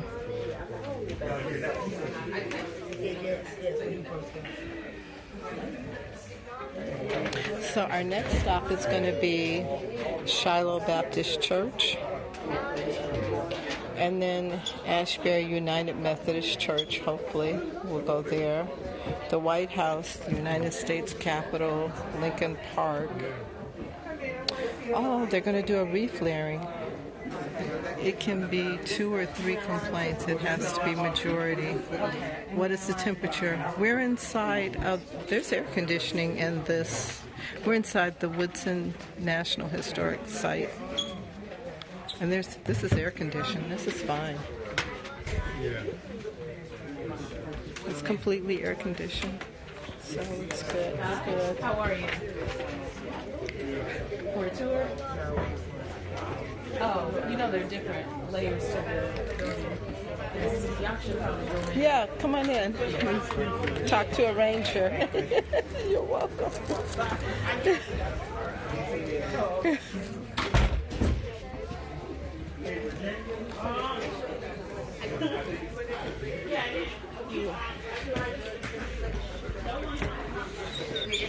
You're Karen. I had that and this on Frederick Douglass.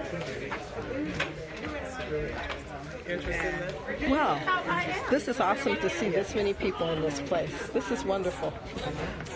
Yeah, this is good. Oh, okay. I was going to get you one. Okay, wonderful, wonderful. Oh, it's supposed to be 91 degrees. Yeah, well, it's supposed to be. Yeah. My type of weather. Yeah, I love the weather. It's like every winter I find myself it's a little bit harder to get through. Yeah. Like winter at all. Yeah, I'm a summer person.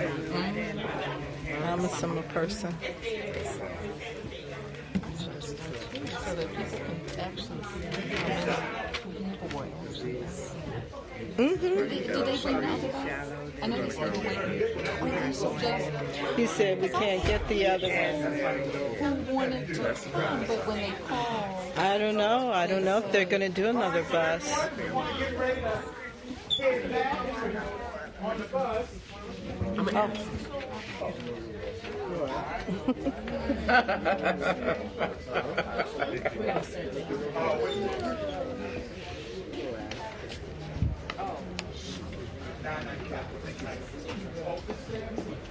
Is it out there? Is the bus out there? Yes. Oh, okay. Oh. I know, right? But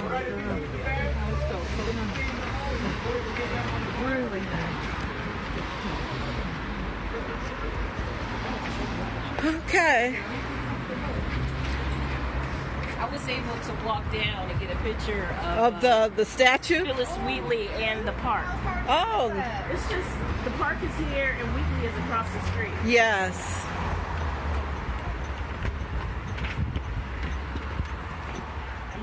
All right.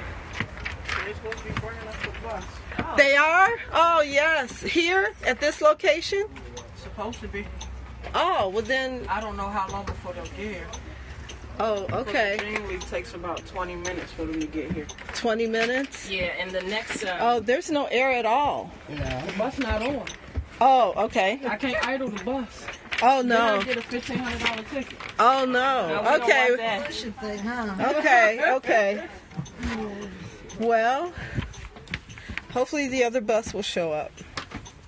Yeah, because we're supposed to be at the church soon. Yeah. So there's only one bus today.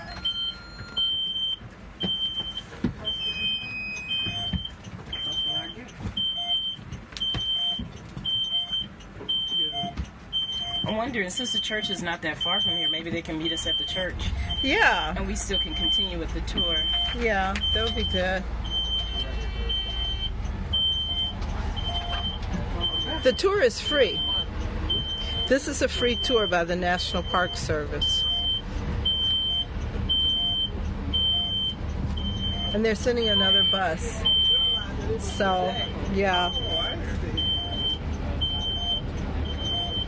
Yeah. I was hoping to look to it so I could look at the. I was starting to get the Junior Ranger one. Stop by maybe on the next visit. It's fine.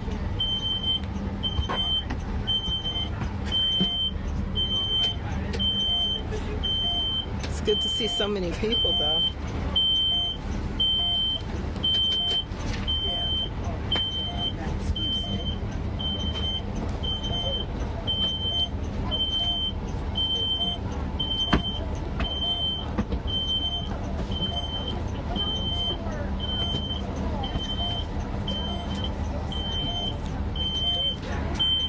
Yes, it's a free tour. This is called Mrs. Bethune's Washington, and it's a free bus tour in celebration of her 143rd anniversary of her birthday, of Mary McLeod Bethune. So it's a free tour today. And it's sponsored by the National Park Service. And they're going to have other tours as well. So you can get more information here. Go here. So they do have other things coming up. You got us a new bus?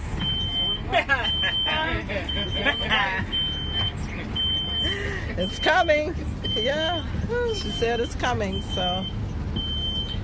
Yeah.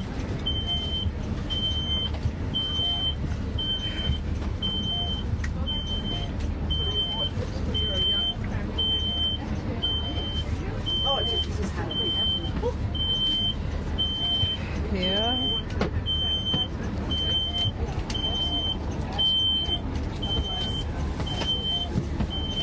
Yeah. It's good, isn't it?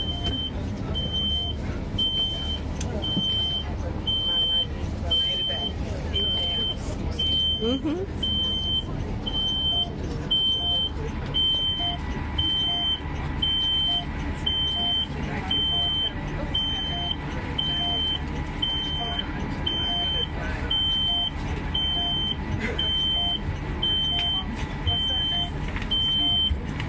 Oh, Mrs. People.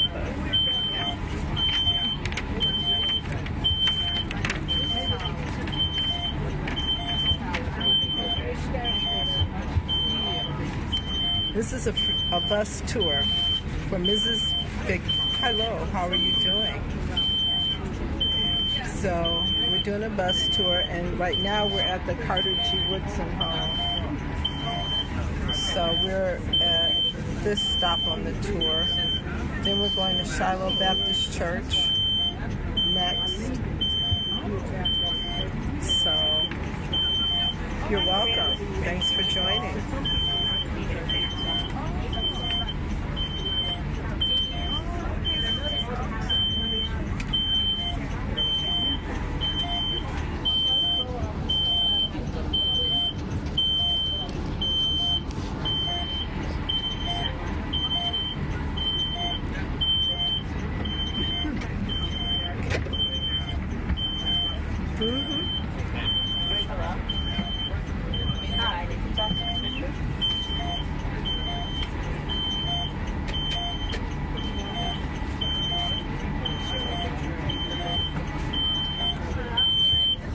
Mm-hmm.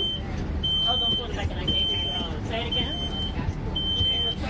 Well, hopefully another bus will come, but we're waiting. Well, no, there were actually supposed to be 2 buses. There's only one. It was supposed to be 100 people, and we only have like 55, so we could have had more people. There was room for more, but there's only one bus. It could have had more people. So this is where we're going next.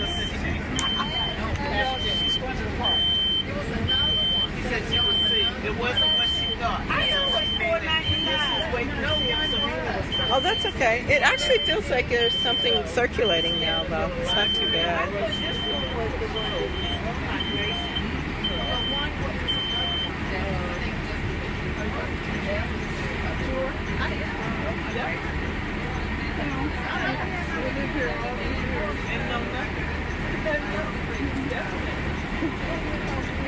That's a good point. I have a lot of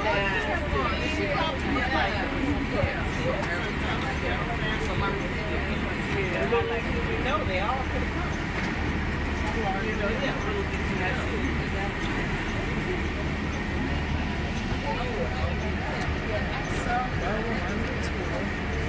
We are waiting to continue on. So, I don't know. Maybe it'll go longer than 12:30. We'll see. We shall see.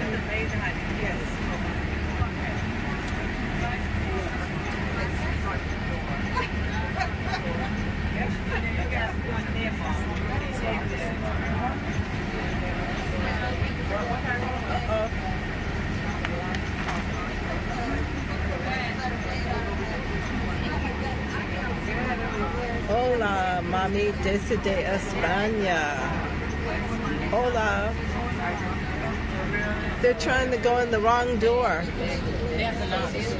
Yeah, they do have to knock. Is he coming now?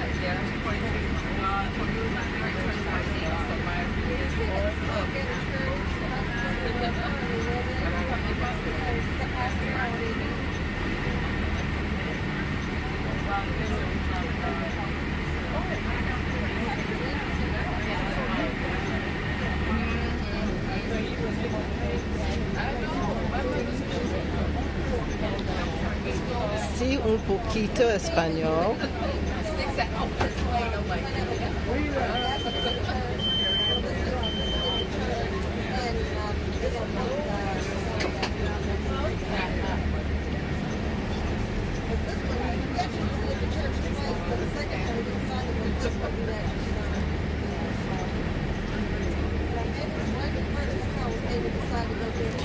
Okay, maybe we'll get moving now.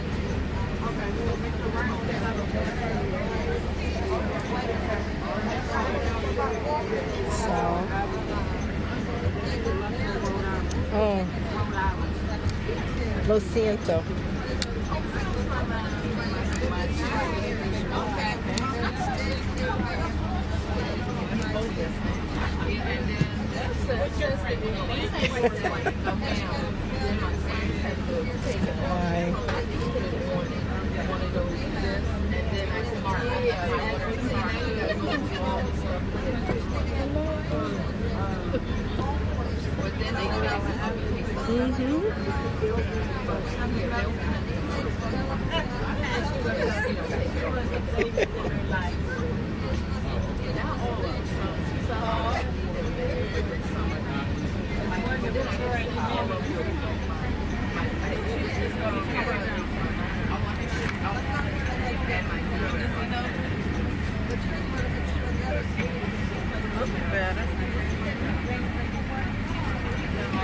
Yeah, something's working, isn't it? There's some air blowing. Yeah.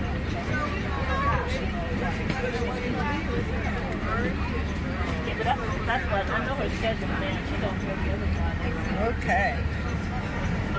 Hey, John. Yes. The lady that was sitting next to you, is she on the bus? Yeah, she left. Oh. Other Okay. stuff to do? And the fact that we didn't have any air. You don't feel different? Not really. Yeah, I do. Probably because the bump, I've been moving around some. I feel the difference. I feel the difference too. So we're going to Shiloh Baptist Church next. So this is a tour of Washington, D.C. How did Virginia get over here? She drove in our van. Oh. That's how we got to NCW. Oh. All right, we're getting ready to head out. Hope you all enjoyed the Woodson Hall. We're now going to Asbury United Methodist Church, where Mrs. Bethune attended while she lived here in Washington. But as we make our way there, you're going to pass Shiloh Baptist Church, a historic church here in Washington.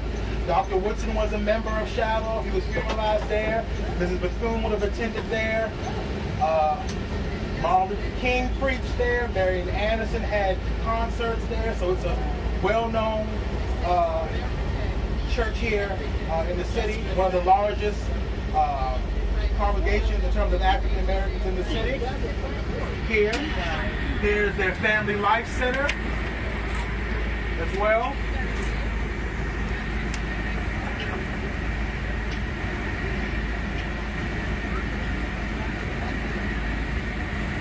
So I hope you guys can see it. But this is the church right here. Right.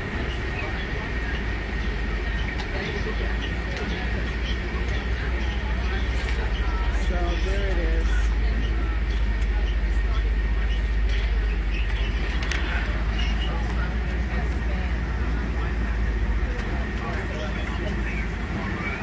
Okay, you want to make a left on 9th Street. So now we're going to Asbury United Methodist Church. Greetings by Mr. James Wright, Asbury Church historian.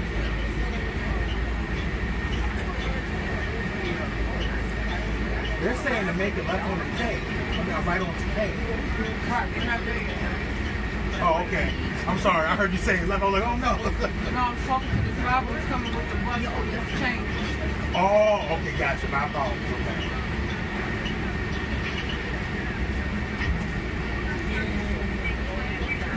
That's awesome.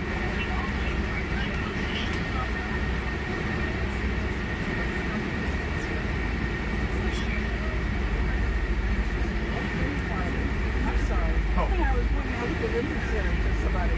Oh, yeah.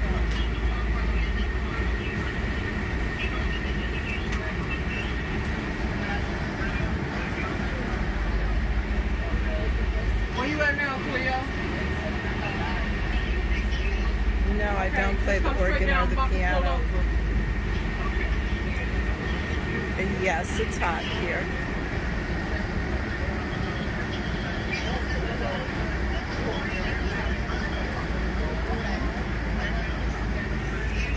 I think there's a baseball game. That's what it looks like.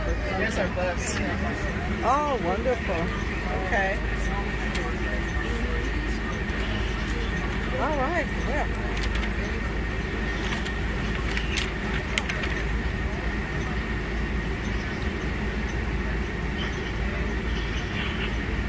What I'm doing is I'm pulling over, so the only thing that you gotta do is go straight and make a left turn on K Street, okay?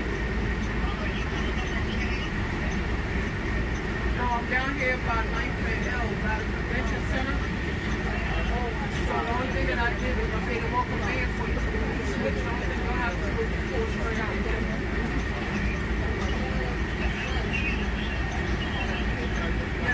Yeah, I saw like Nina Simone. Right-hand side by the hotel across from the convention center. Okay. I like her.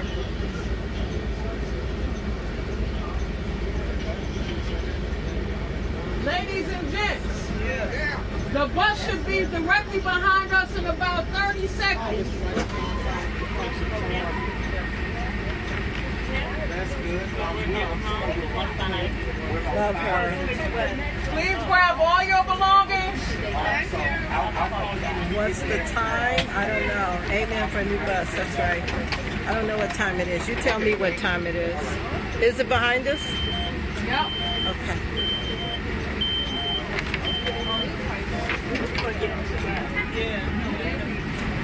All right. Okay, thank you. You're welcome.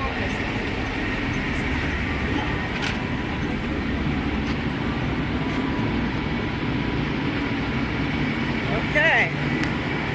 There's a,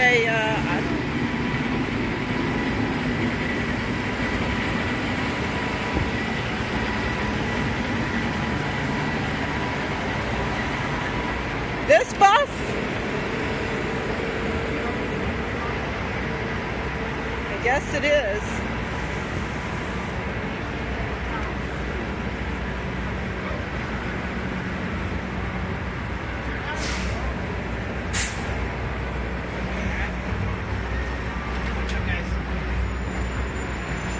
Right. Oh, okay. Maybe, are you going to pull up more? Okay. It does make sense. Uh-oh. Okay. All right. Woo. All right.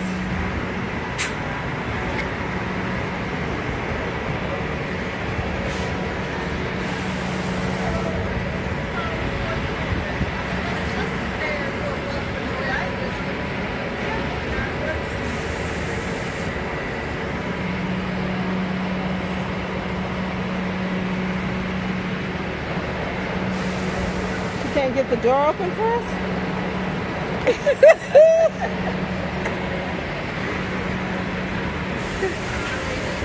Hi.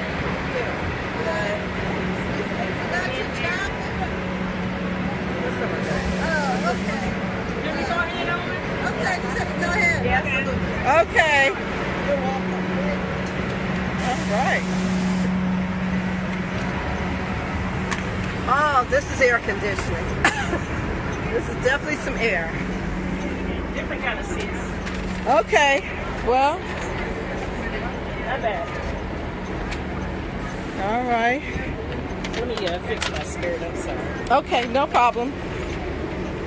Thank you. Uh-huh, you're welcome. All right. I'm sorry, I didn't Definitely see you coming. air. Yeah, it's kicking. Now we can feel it. Yes, it does. It most certainly does. So, switching buses. Yes. Hi, Jose. How are you doing? So much better. It does. It does. The air had stopped working on the other bus. So we're doing Mrs. Bethune's Washington. Yes. Yeah. And it's a free bus tour by the National Park Service. Hey, how are you doing, Jose? It's good to see you. Thanks for joining. So we just left the Carter G. Woodson House. And we went by Shiloh Baptist Church. Now we're going to Ashbury United Methodist Church. We're going to go by the White House, the United States Capitol, Lincoln Park, and then end back at the National Council of Negro Women headquarters. So that's where we're headed. You'd like to go on the next tour or enjoy the tour? Okay. It is a world of difference. It is. What's going on here? Okay, take care. Thanks for joining JL Short. So if you want information on future tours, you go here. All right. I gotta get my elbow in out of the way. So yeah, just switching.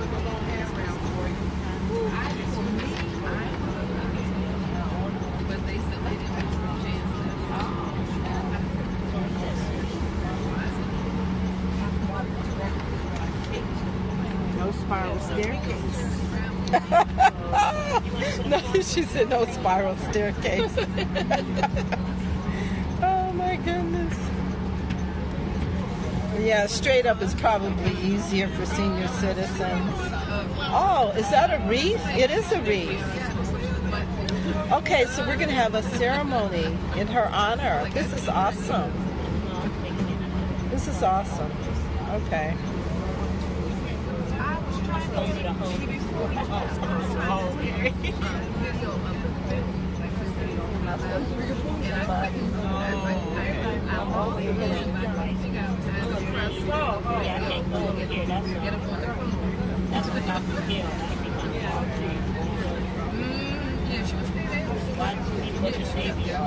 John is going to sit there.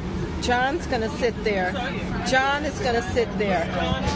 Yeah, he's going to sit there. The ranger? Yeah. Yeah. Okay. No. Feel a little different. It does feel a little different. A lot different. Oh my God, feels major improvement. Oh, okay.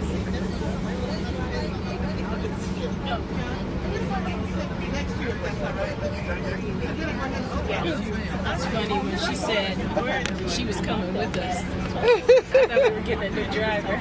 Yeah. Yeah, because it was funny to see her get off dressed as a regular person. I was like, oh, okay. Yeah. I like them, but they were fast. He gave me $20. That feel better? Yes. We all right? Thank you. We friends again? Y'all Yes. Oh my God. You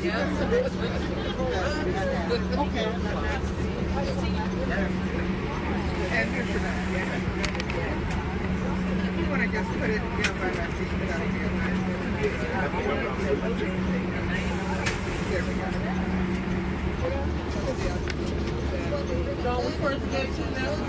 Oh, hey, we're fine. We've always been friends.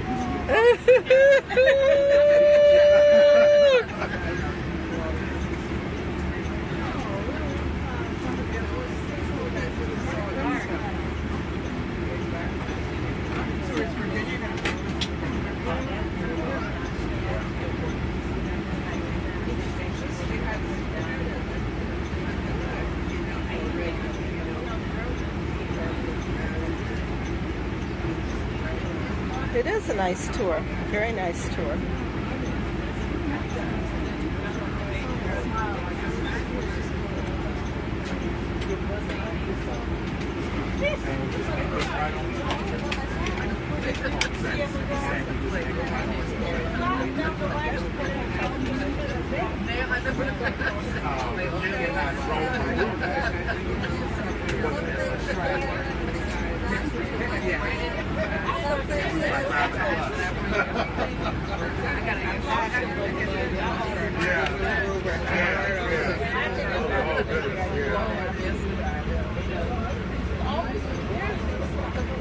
Lots of people for a baseball game today.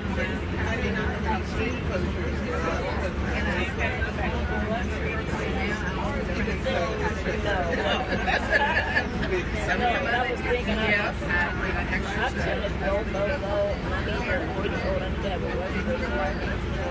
boy. Oh my God. Yeah, I'm like a really good. I need to like yesterday, I said my run was they got started at 12. You know, they got a really good schedule. I was outside for at 12 o'clock. He was like, it's too late to go. Yeah, as long as we get to 12. They don't want to go one thing. I'm trying to target.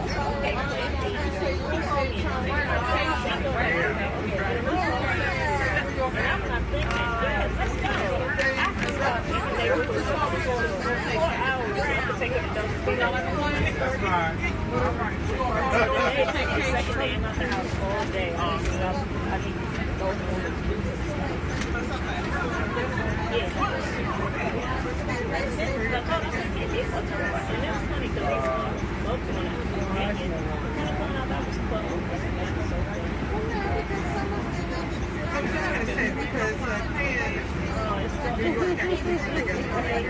Oh, they're so cute.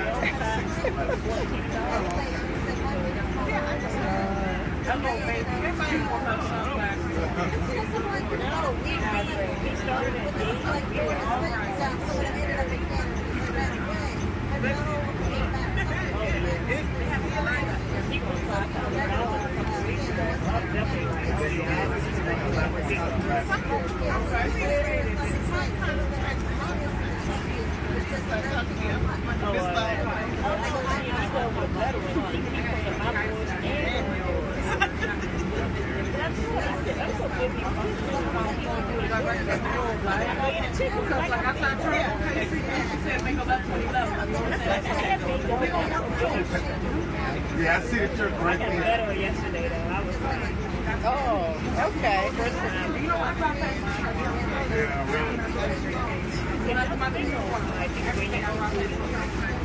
Okay, so the church we're going to is a couple of blocks away. So this is Mary McLeod Bethune. That's a photo of her. And we're going to Ashbury United Methodist Church. That's where we're headed. That's where we're going. I don't understand. They run red lights and stop at green. Please tell me you seen that. They run the red lights. I mean, it's not like they just turn red and it's like, oh, I better stop. I mean, no, it's simply red. Like, it's red for like 15 seconds. They know what's red. So I see him, he's waiting for us on the steps. So where do you think you should let us out at?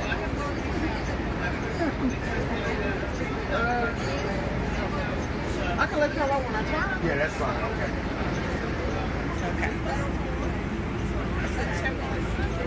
It probably would have been better to go down the road, like just snap it back, make it right on the road, and then come down, like right there. And then just go fun. She goes to the wellness center. Somebody has to touch the street. Oh, you know the one on Point Street. I'm about to get my mom to go there. Oh, wait. Go all the way to Love Road. It's in there. This get all her friends, but I like seeing my dad. He did a happy hour. So that's but then tell us yesterday what the second year out. Yes, he goes here for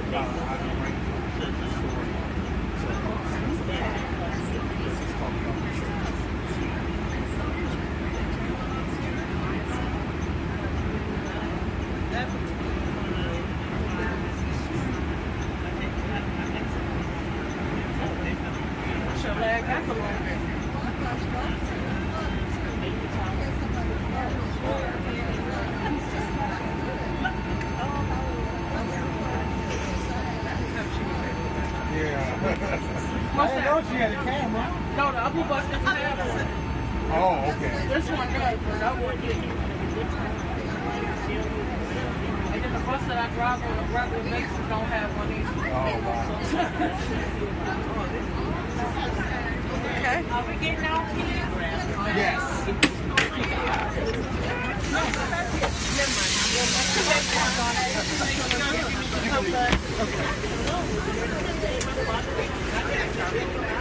Oh, okay. Thought you were going.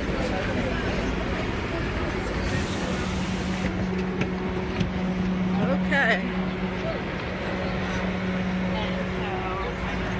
So you get on to the front of the steps? Okay.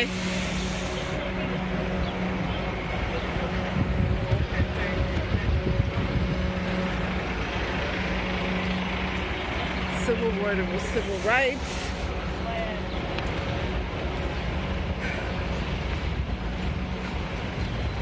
Hello.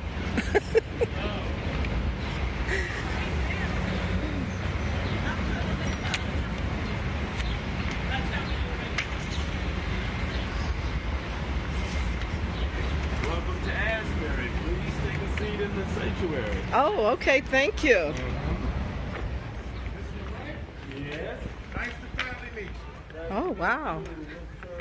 Yes. Thank you. God bless you.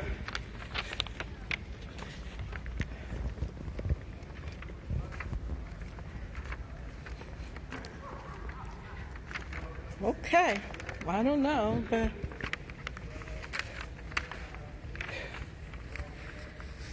okay. So this is Asbury United Methodist Church. It's a beautiful church. Beautiful.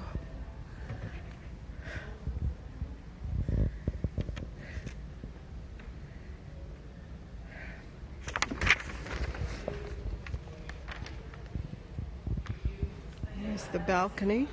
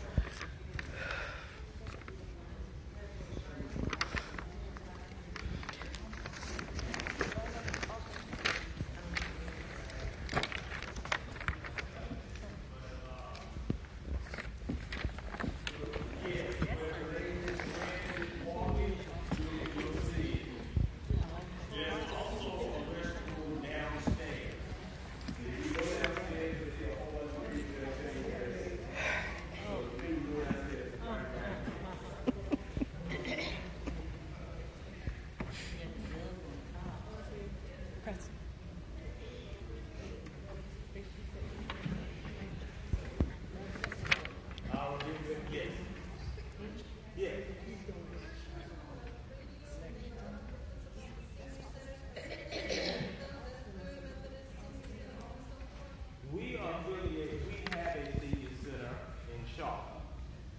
That is our Asbury development. But the other Asbury that you're talking about, no. I do know what you're talking about, though. I'm only supposed to lecture to you. I'm not a lecturer, so for 8 to 10 minutes. And then basically, if you have any questions, I'll be more than happy to answer your questions. I am James Wright. I am the church historian for Asbury United Methodist Church. I'm relatively new to this position, but I am not new to Asbury because I've been a member here since 1996. Ooh, and we got some more people coming. Okay, why don't we put that on hold just for a second? If you need to go to the restroom, there's a restroom over to my left. There's also restrooms downstairs. And there are a lot of people downstairs, so they'll point them to you. That's no problem. Give me about 5, I'll give you 5 minutes. Okay. So all the people can come in.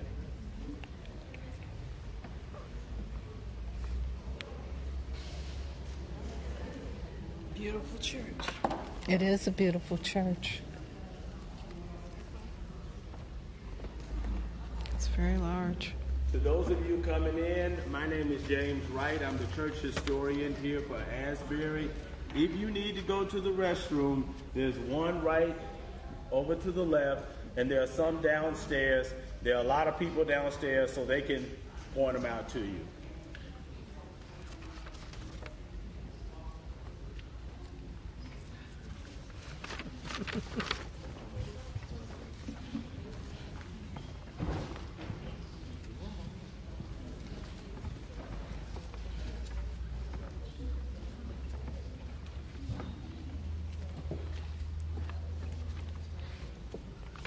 Is this it? Oh, okay. I am James Wright, the church historian for Asbury. I'm relatively new to this position, but like I said, I'm not new to Asbury. I've been a member of this church since 1996. And this church was founded in 1836 because a number of African Americans who attended Foundry, which is on 16th Street, did not like the segregation there. Blacks had to sit at the top and they weren't allowed to come down to worship or to pray. So a number of blacks left there and founded Asbury, which is at this very corner. This is the only African-American church which is located since 1836, or since it's founded, at its original spot. And I'm willing to bet that this is the only, and I can't verify this, but this is the only church, period, that is still at its original spot. Black, white, whatever. The interesting thing about Asbury is that Asbury was founded by free and enslaved blacks. Now, you have to remember, things were different than they were now.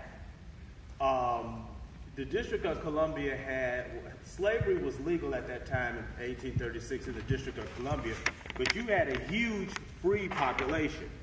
As a matter of fact, by 1860, at the start of the beginning of the start of the Civil War, there were more free blacks here in the District of Columbia than there were slaves. And I believe that's the only slave-holding jurisdiction which that was the case. Many prominent people after the founding of Asbury in 1836 came to join it. There was an incident called the Pearl in which some enslaved blacks sought freedom, and it's a long story, but it's a good story. We still have descendants of the two Edmondson sisters who belong to this church. Wow. Interesting. And also during that period, Asbury served as a stop on the Underground Railroad. And during the Civil War, the church continued to grow, but what was more interesting is that before the Civil War, and even during that process after, that's when Asbury became its own entity. It was no longer connected really with Foundry. People would be surprised to know that for about 30 years after Asbury was founded, the ministers were white. The main ministers were white. But then in the 1860s, this is when blacks finally took over the church, even though the Methodist Episcopal Church was still a largely, predominantly white jurisdiction. And throughout Asbury's history, we've had many prominent worshipers here.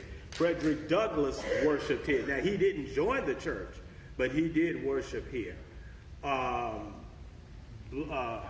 Blanche Bruce, the senator, he worshiped here. He didn't join the church, but he did come to worship here. Now, the person that you all are here is about Mary McLeod Bethune. And Mrs. Bethune was a member of the church. She joined in October 1937. And the reason she joined in 1937 was because she was in Washington a lot. And so, and many of you know, she was a very, very spiritual and religious woman. So when she was here on Sunday, she wanted to have a place to come worship. And Asbury was the most logical place for a woman of her prominence. Let me explain. When she joined this church in 1937, the church had 2,400 members. At that time, you would consider Asbury a mega church. Not only was it a mega church, it was a very prominent mega church. And one of the things I found out is that even though she had achieved a worldwide reputation at that time, having founded NCNW, and I think, I could be corrected on this, I think she was still the president of Bethune College at the time. She was? Okay, because I know she was, as you know, the first black woman to head a federal agency. So she was doing both things at the time. But anyway, she was in Washington a lot, so she wanted a place to worship, and this was the best place for her. And as you know, she was a full member of Stewart Memorial Methodist Episcopal Church in Daytona Beach, Florida. And let me say this also, and it's funny because as the historian, I would think, oh my gosh, there should be just like reams of materials about Mary McLeod Bethune being here because of who she was. Now, wait a minute. Mary Church Terrell was also a member of the church at that particular time. And many significant local African-American leaders in Washington were members of the church at that time. Their names just weren't as large. So therefore, with Mrs. Bethune coming in and sitting down on a pew and church services, people would say, "Ah, there she is," and then they would proceed with the church service. And what I'm saying is that it was not unusual to see her, and people just didn't get overawed when they saw her, even though they thought she was great. And another thing is that even though she was a member, she did not, and that's because she was busy. She wasn't in any of the hundreds of women, I shouldn't say hundreds, dozens and dozens of women's clubs in the church and things like that. She paid her tithes. She did what, she attended church. She came to functions when she could, but because she had a full agenda, she just could not just immerse herself in the church, though we are very happy to count her as a member. And yes, Mary Church Terrell was a member of this church. When she sought to bring back the old laws that stated that discrimination in public accommodations was illegal in the District of Columbia in the late 1940s, early 1950s, it was at Asbury where she held those meetings. And some of you all remember Patricia Roberts Harris, the first black woman to run a cabinet. She never joined here, but she frequently came here to church. And so we have Belford Lawson. He was a friend of John F. Kennedy's and a prominent lawyer here in Washington, D.C. in the 1950s. He was a member of this church. So very prominent people joined this church, along with average everyday people. You want to put it that way. Average everyday people are members of the church, and that still applies the same today. I'll brag on him. Robert Mallett, who was the Deputy Secretary of Commerce in the Clinton administration. He was an administrator, city administrator for D.C. He is still an active member. Carol Thompson Cole, the first black woman to be city administrator here in D.C. She's very prominent here in the church. And we have Dr. Leonard Haynes, who was appointed to various positions in both the Bush administrations, Bush 1 and Bush 2, in terms of historically black colleges. These are very prominent members of this church. So the list goes on and on. So Mrs. Bethune is in good company, as we would say. Do you have any questions? Yes, ma'am.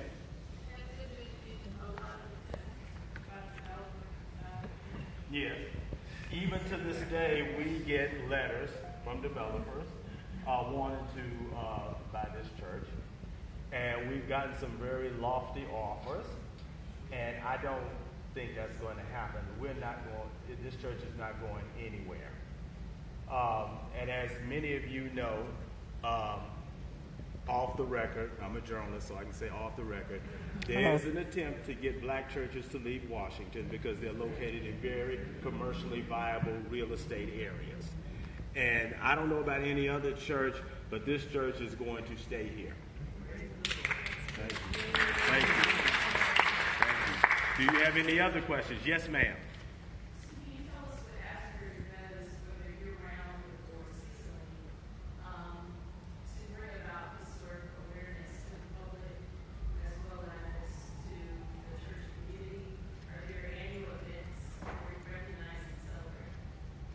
That's a very good question. The answer is not yet. Notice I said not yet. The reason is because we have a new pastor. Her name is Reverend Iantha Mills. She's doing a fantastic job.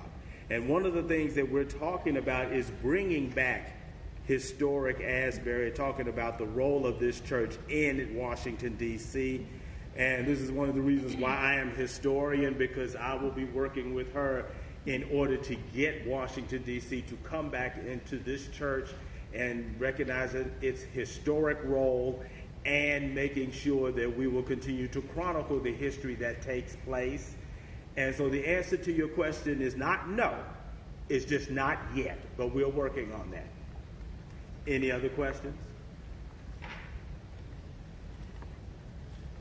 I'll mention the stained glass windows. These windows here, as you can see, with various decorations, have various members of past church, members of the church.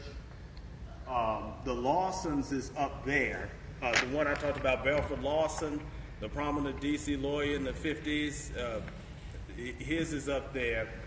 Interesting, this is by the family of Matthew Clare.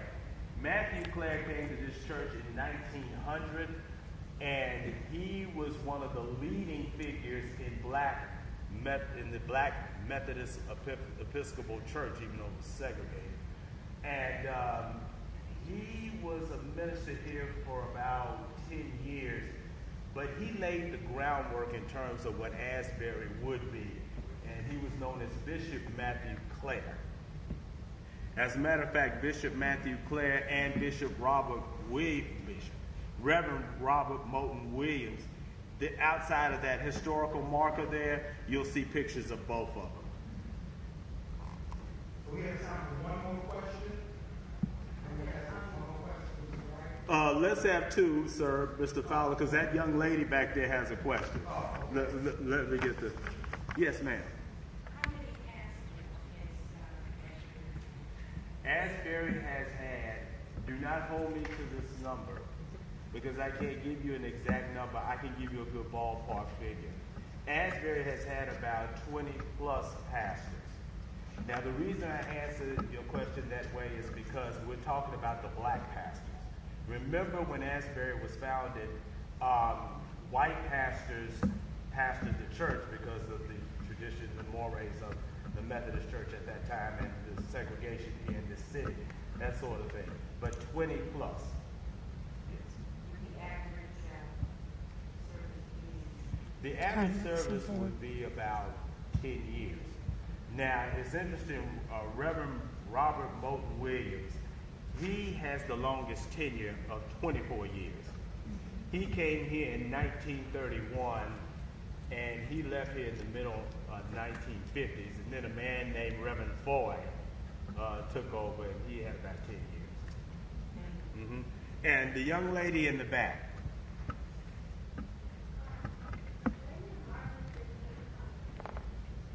When did Martin Luther King come here? I have no doubt that Dr. King came to this church. If he came to this church, it is not documented that he came. I have no doubt that he came to this church because at the time, Asbury was very prominent in the 1950s and of course in the 60s, and of course with the civil rights movement, and of course the church members played a role in the 1963 March on Washington. So I have no doubt that he came here. If he did not come here as a worshiper, he came here as a worshiper or for a meeting. But as far as a formal visit, such as a sermon, I don't know whether he ever did that. Mr. Fowler just reminded me that Bethune University is a part of the Methodist Church. Mm-hmm. So that is a connection there. Kind of involved. The interesting thing about it, and thank you for that, is that for many years up until 1968, what we know today as the United Methodist Church was segregated. All black churches belonged to a thing up until that time called the central jurisdiction. It didn't matter whether you were a black Methodist Episcopal Church in Seattle or whether you were a black Methodist Episcopal Church in Miami. You belonged to the central jurisdiction because you were black. And all the other churches, which were white, were classified by geography. And so in 1968, the church merged with the United Church of Christ. Don't get me on that. It merged with another smaller denomination to become the United Methodist Church. And yes, Bethune-Cookman is a very prominent United Methodist Church part.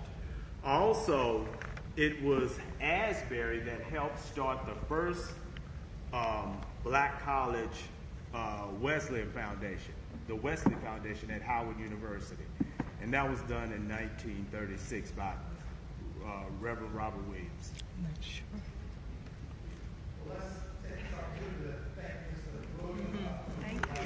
Thank you so much. Thank you. Thank you for coming. Thank you for coming.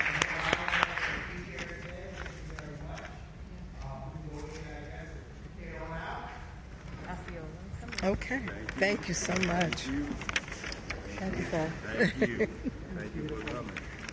Thank you. That was great. Okay. Thank you very much.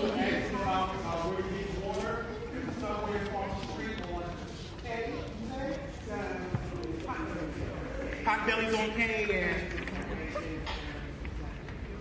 and the Subway's on 9. Okay. How many buses do we have now? We only have one more. British, We're going to go bypass a lot of that. Anglican, the American Okay, what did you say about? is the progressive one. Interesting. There's Hot Belly's. If you want water, some people ask. So this is the current reverend at the church, senior pastor.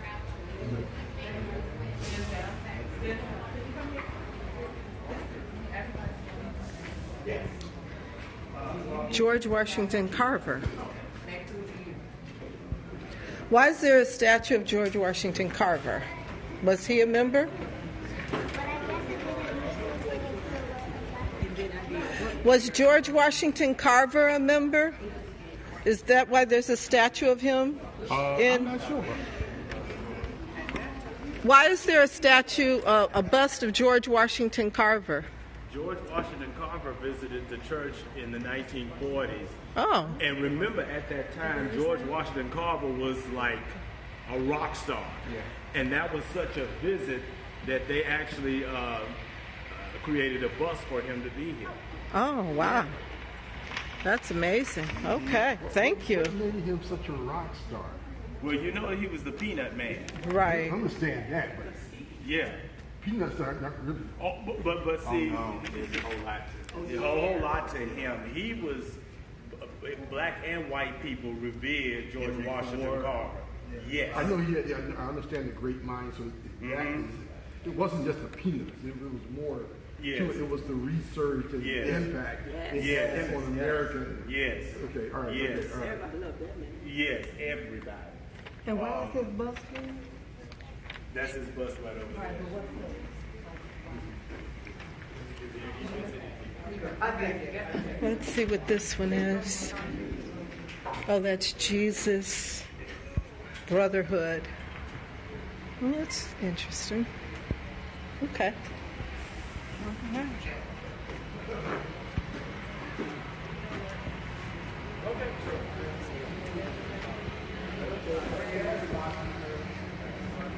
It is a beautiful church, very beautiful. Yeah, 1836, he said. It's been here since 1836. Yes. And there is a lot of gentrification going on, but they are not selling. Whew. So, yes. It's a very, very historic church. You might visit the church in November with your mom. Absolutely, you should. It's very, very historic. Very historic church. Asbury. Asbury, he said. Asbury, United Methodist Church. That's the church.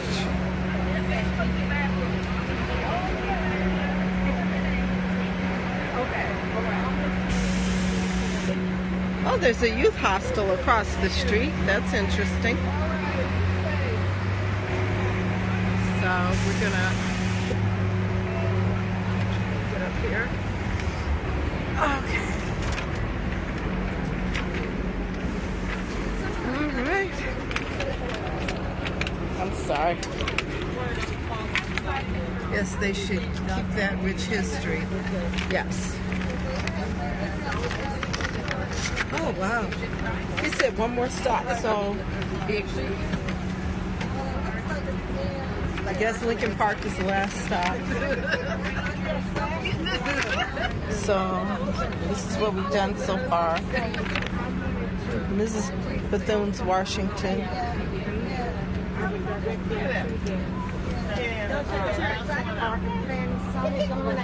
Okay, thanks. Uh-huh.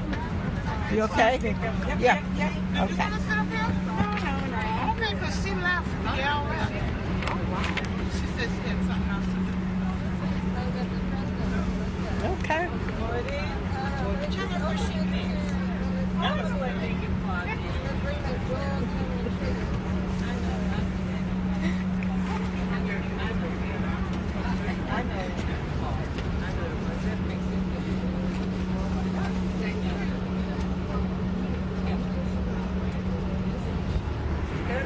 There's no amount of compensation comparable to that history. Absolutely. None whatsoever. Yeah, the church should definitely remain. That is for certain.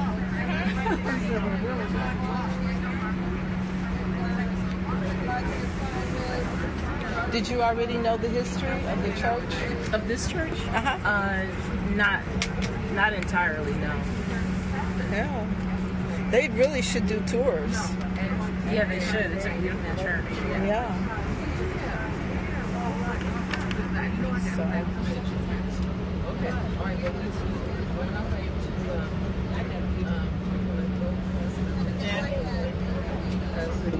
Jan, you're holding up. Sorry about that. You're okay. You're all right.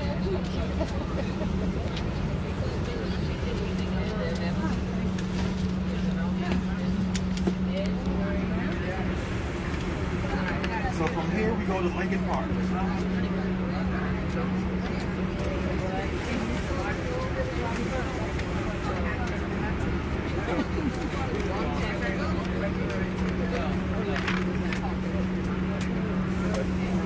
So we're going to go to Lincoln Park for a replay ceremony in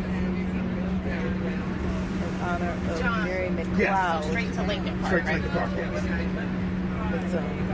Oh, Saturday. So, is there a mic on this one? I see the hook, but no mic.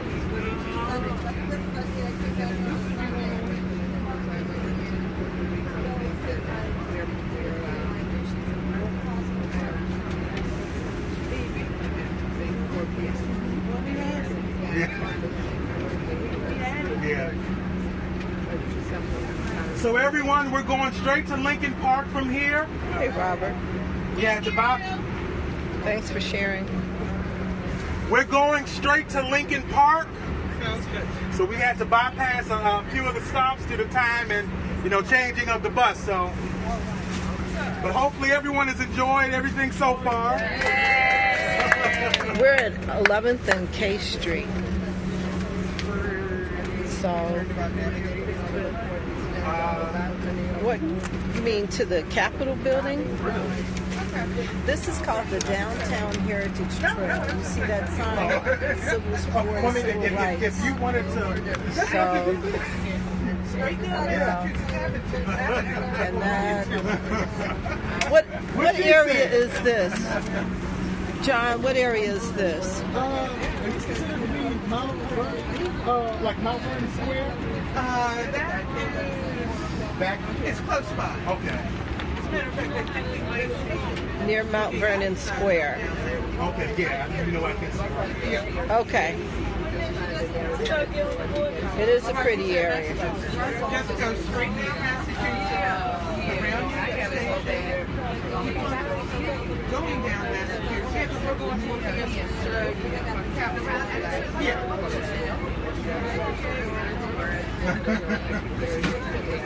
I can give you a dozen different ways.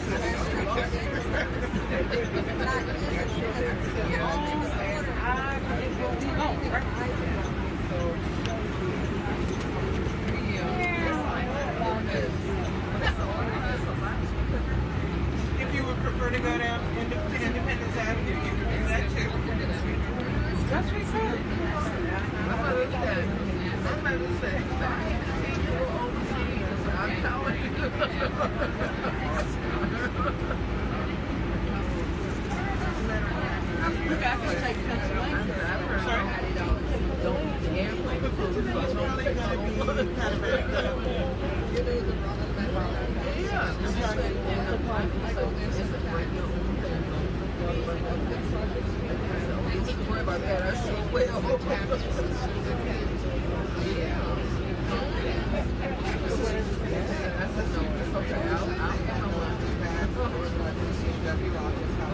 Oh, no, yeah, no problem. Yeah, thank you.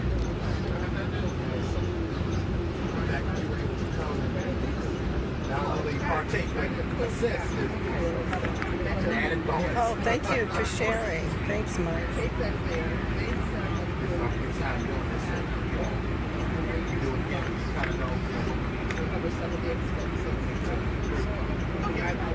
Well, I mean, I think the first time I'm doing anything, you know, there's stuff that, you know, you plan especially, but they're just things that are going to happen that could not happen. Oh, you're welcome. You're welcome. Thank you for following.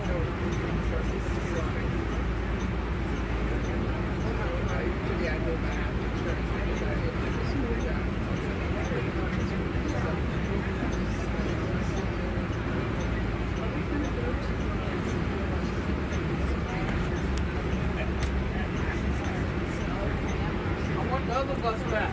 It's been a long time since I drove in a 12 speed. What was the speed of the other one? The other one was just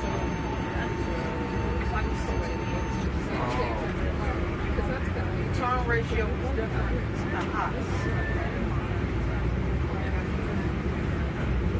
Yes.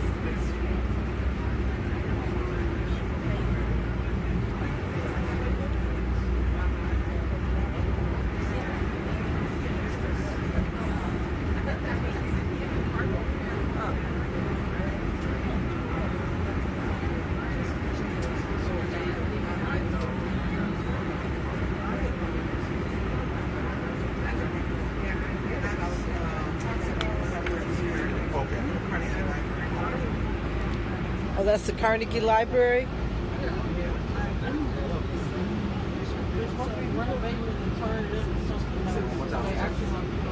Oh, really? Yeah, what company? Right, that's what you said.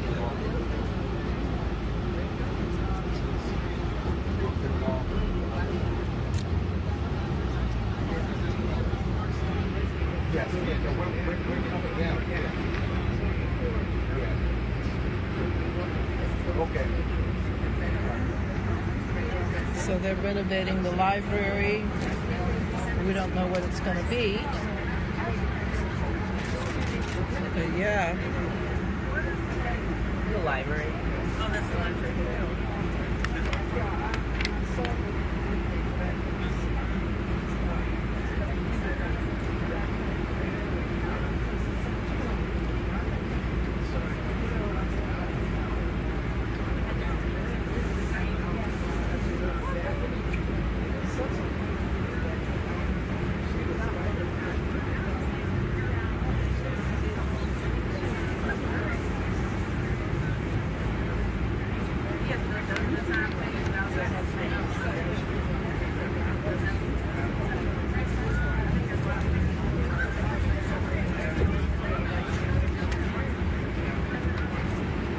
There's Georgetown University.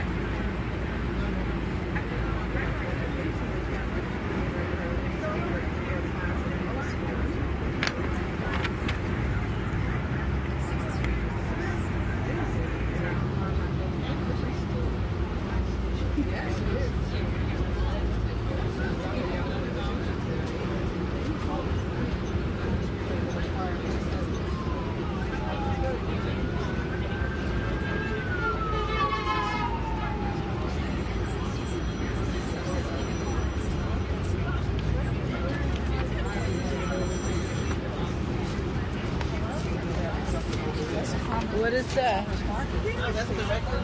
That's their farmer's market. Oh. Oh. I think it is the farmer's market. I say there, but I mean, it's like one of the central ones. Yeah, they do it like I think only every Saturday. Oh, really? Interesting. So there's the farmer's market over there. I still think the best one that they do is the best on our market. heads up on 12th and Independence. Department of Agriculture, they do their own. Oh, yeah. But they do it on Thursday, I think, from like 10 to 2. I think that's really for the agriculture employees. Oh, is it really? You know farmers markets? But they have, it's actually open. They do it openly to everybody. For everybody. But I mean, I think they set it up to cater to that. Because 10 to 2 on a weekday is around. Got a couple of lucky tours. Yeah, and they probably wouldn't know what to do with bushes or anything anyway.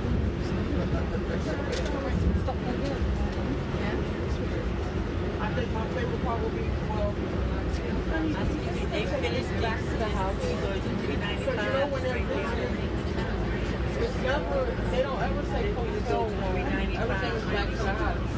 Let's just take it slow. Down here. This is 395. I guess you could go down and look at that block long. I came down here a couple of days ago and I was surprised.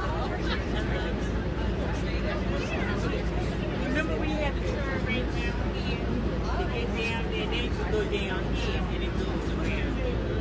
It's 390, 391 Street it is. This is 4th Street.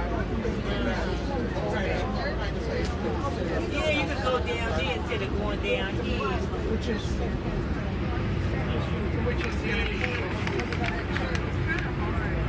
where the bus can be out. So turn right. I used to turn right here. I wonder if some people are going to have to go right. They know. They're going to play.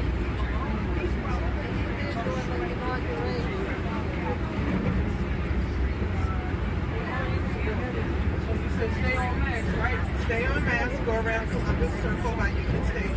Right.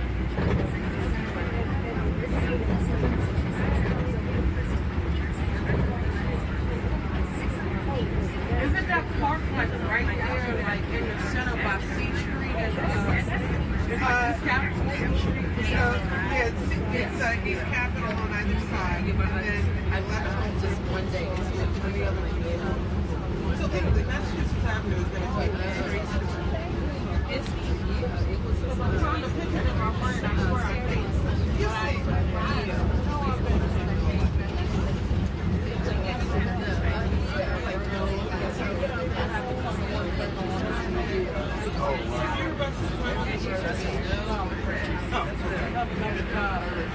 Okay. And I have to come over here to Union Station.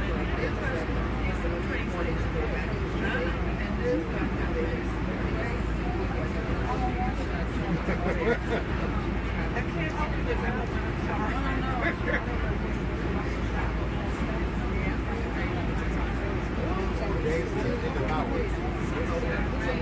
The end of your work. Then you come back Monday, right?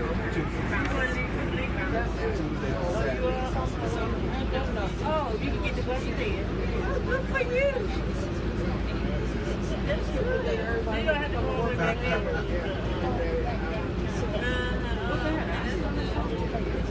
Somebody probably got sick. There's somewhere over there. They always send fire trucks to respond to an emergency. No, I'm talking about what you said. That's what that is. Just hold her forehead.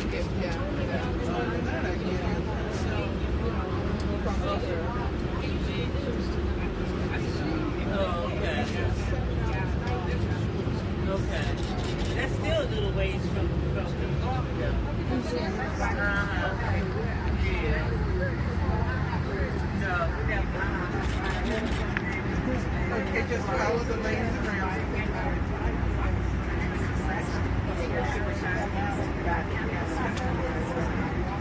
And then just be on the light.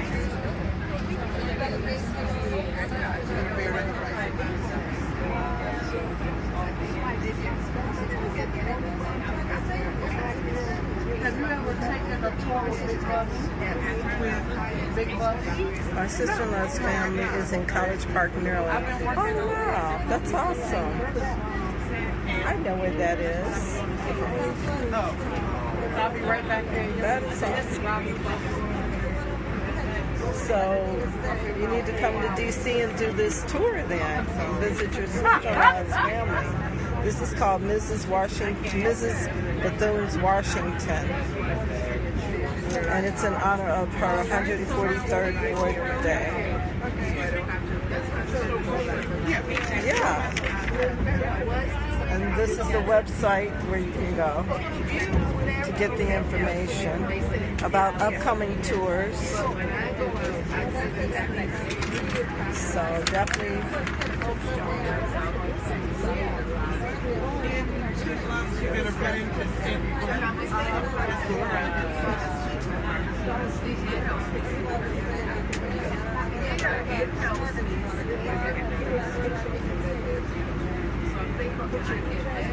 You're welcome. And this is a free bus tour by the National Park Service. So, Mary McLeod, Bethune Council House, National Historic Site.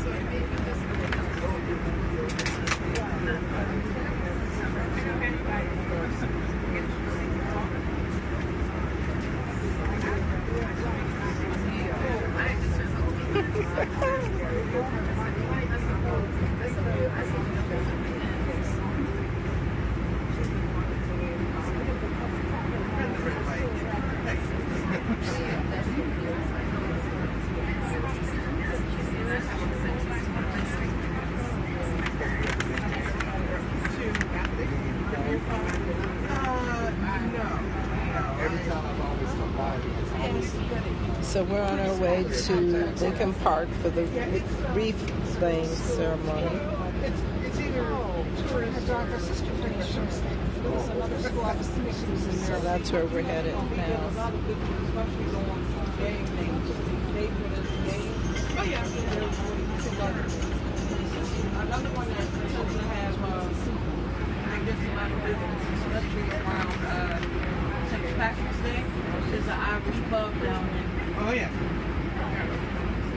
The Dubliner. That place has been there forever. We're not even going to talk about police because when they start flooding them, they got We're in Capitol Hill West, I guess. Area.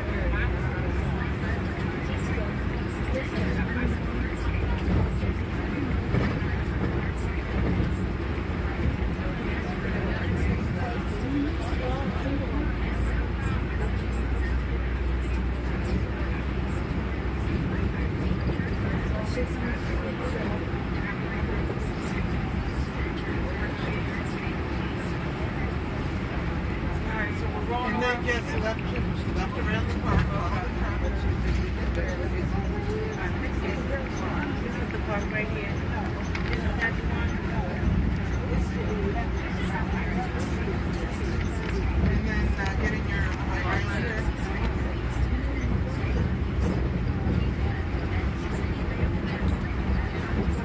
And then Massachusetts Avenue picks up on the other side of the lake.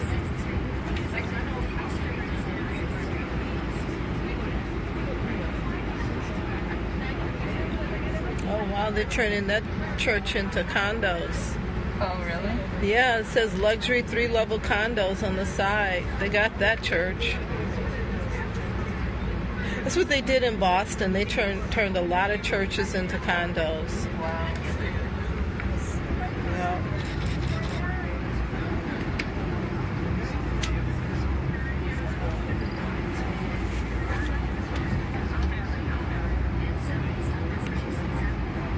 Yeah, isn't it?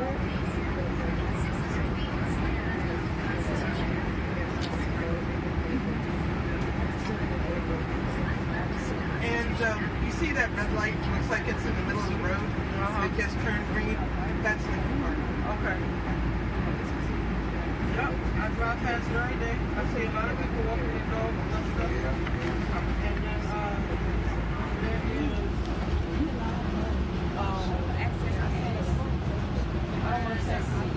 little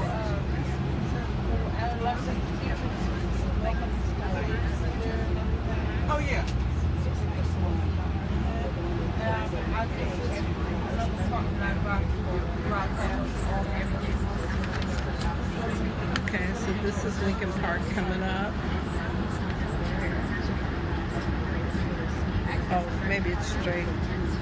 So we had reached What it. I would suggest, if you like, is when you get to the light, the red light, get over towards the left lane, and then make that left and park somewhere when he's captured there.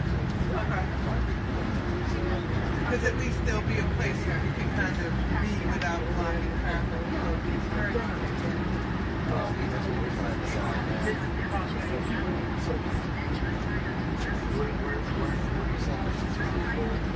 Okay, you see the street where the cars are going by over there behind the trees?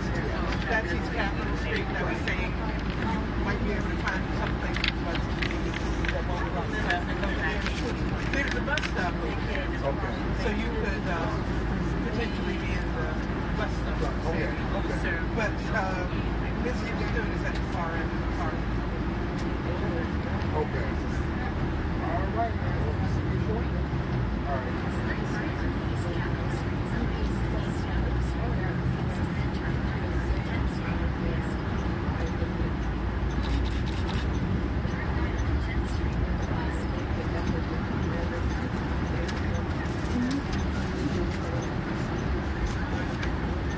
Coming up on your right, there's kind of a very short block.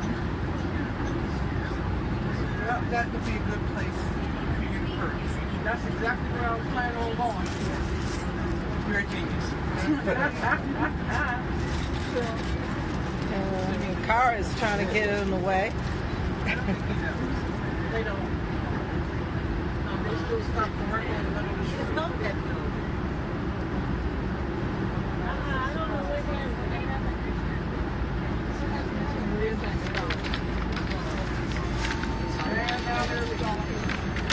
Oh, yeah, there's her statue.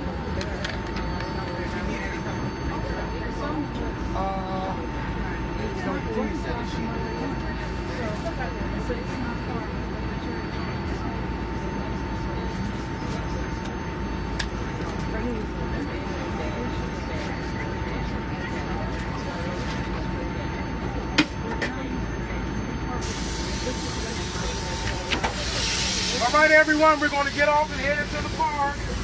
There's a crosswalk right up there, so. Okay. All right, thank you. Okay, I'll wait.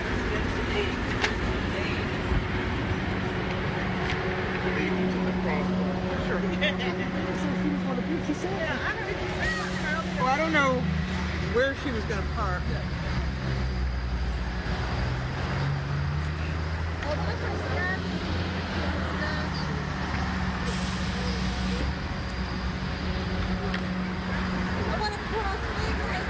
If we could go with the crosswalk. Okay, well, she wants to do jaywalk. Well, I mean, the thing is that it's hard to see people behind the bus. Oh, I know. Uh-oh. Oh, thank you. There you go.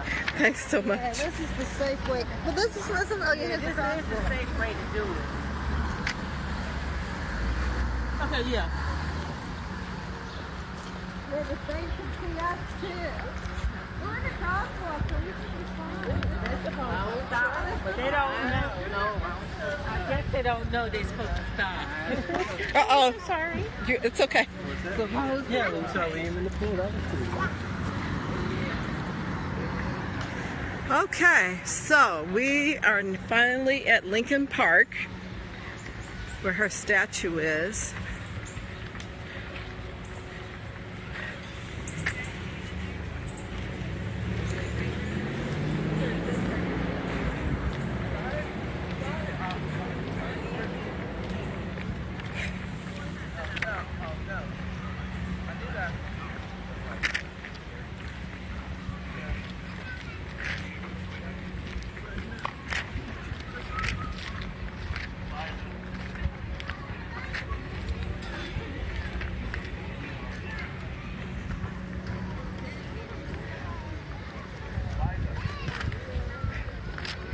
So that's the Frederick Douglass statue, huh? Over down here.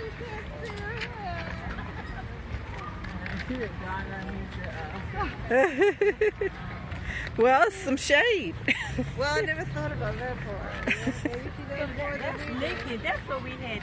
That's Lincoln and over there. Isn't that Lincoln over there? It is Lincoln, but Frederick Douglass had a comment about the man. He spoke at the statue, and he said the black man should be standing and not kneeling in front of Lincoln. That's supposed to be when the proclamation came. Yeah, emancipation. Yeah. That is the. Yeah, and so he was not happy that. He's free. Yeah, he should be standing. The man should have been standing and not kneeling. Not kneeling, yeah. So that was his comment in his speech about the statue. So that must be how long ago was that? The Emancipation Proclamation? No, I'm talking about Frederick Douglass making the speech. Because he's been dead for a long time, hasn't he? Oh, yeah. Has that statue been dead since then? Yeah, he was there for the dedication of the statue. Oh my Frederick God. Douglass was there for the dedication of the statue. Yes. Well, ask, but that's what I heard. Where's Margaret? She got the Google.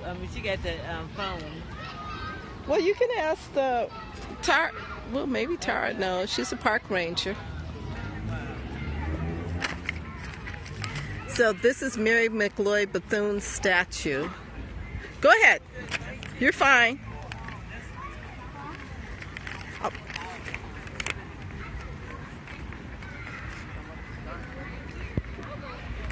And this is Lincoln Park. I can barely see a thing. Tara, do you know the history of the statue there? I'm going to let one of the Rangers talk about it. Okay, thank you.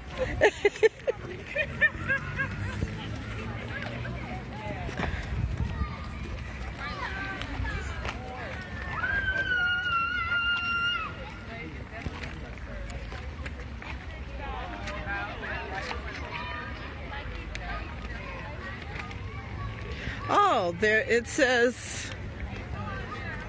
Oh, there's words on here. Oh, this is her last will and testament on the side.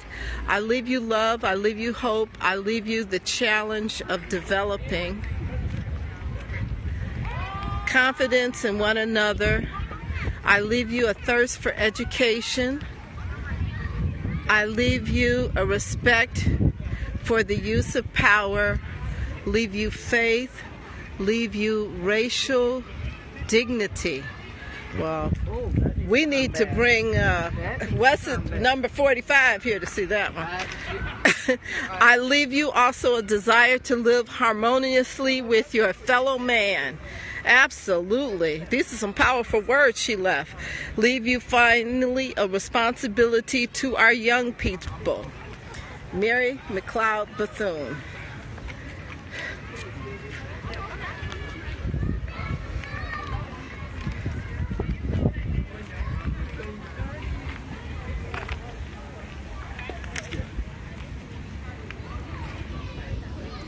All right, so everyone, we're ending the tour, the bus tour here.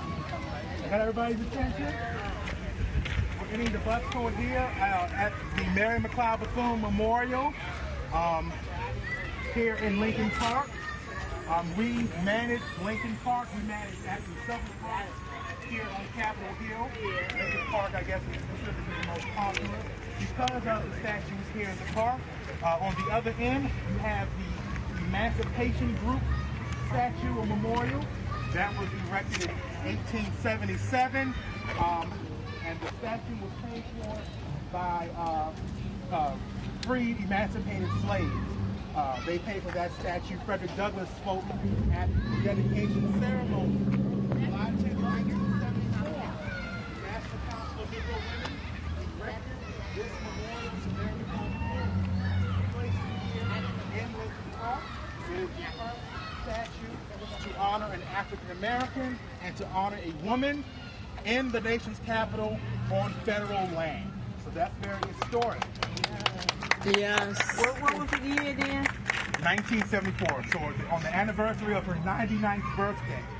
Originally, the statue was Lincoln. So the statue, if you look, has President Abraham Lincoln with a kneeling enslaved man. That statue actually faces west toward the Capitol.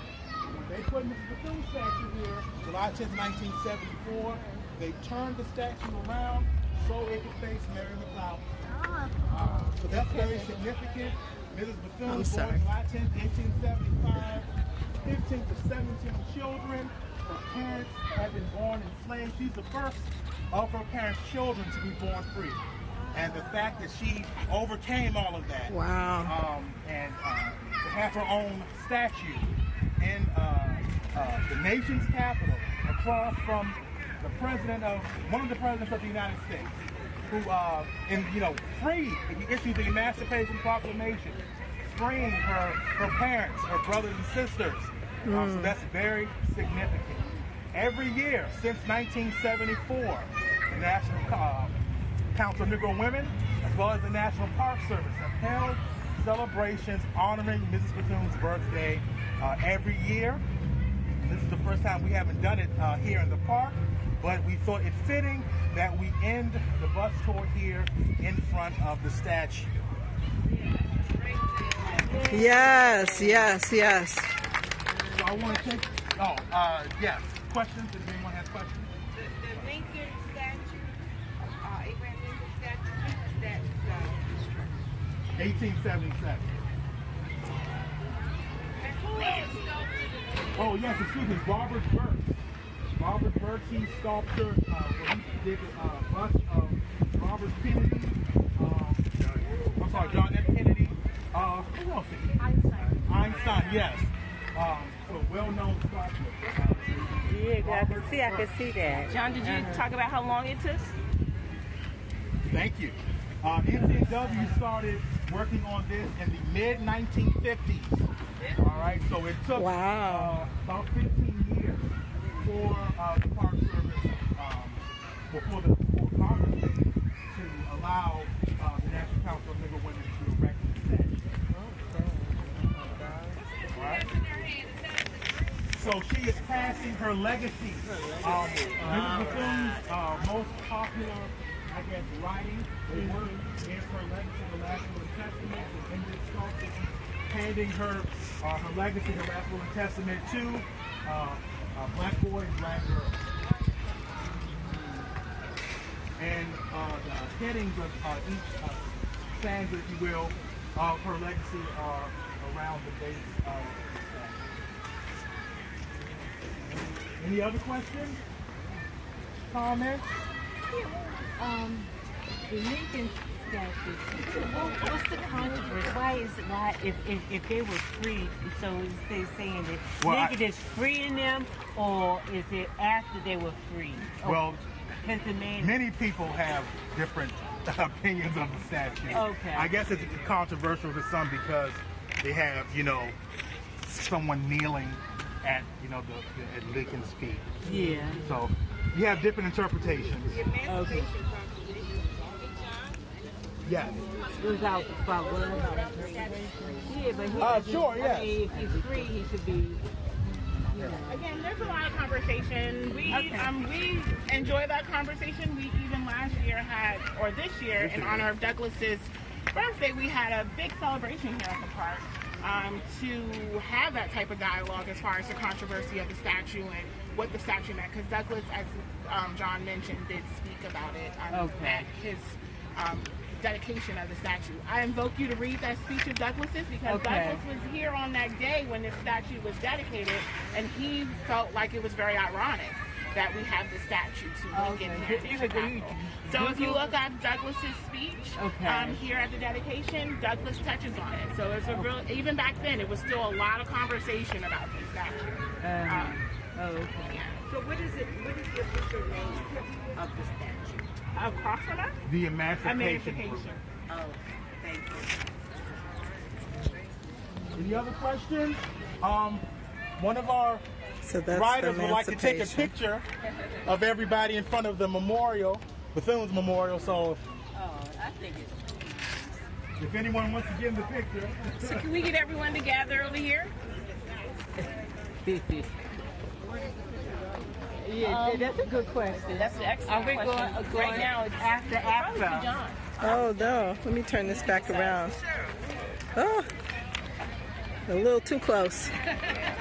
A little too close, guys. So I think I'm going to shut down. I'm going to close the scope on this lovely photo. You guys, your students are showing up. You have to go. Take care. Thanks for joining. Thanks for joining. Uh-oh. Okay. I'm going to end the scope. Thank you guys for joining, sharing. Thanks for the hearts. I'll see you guys later.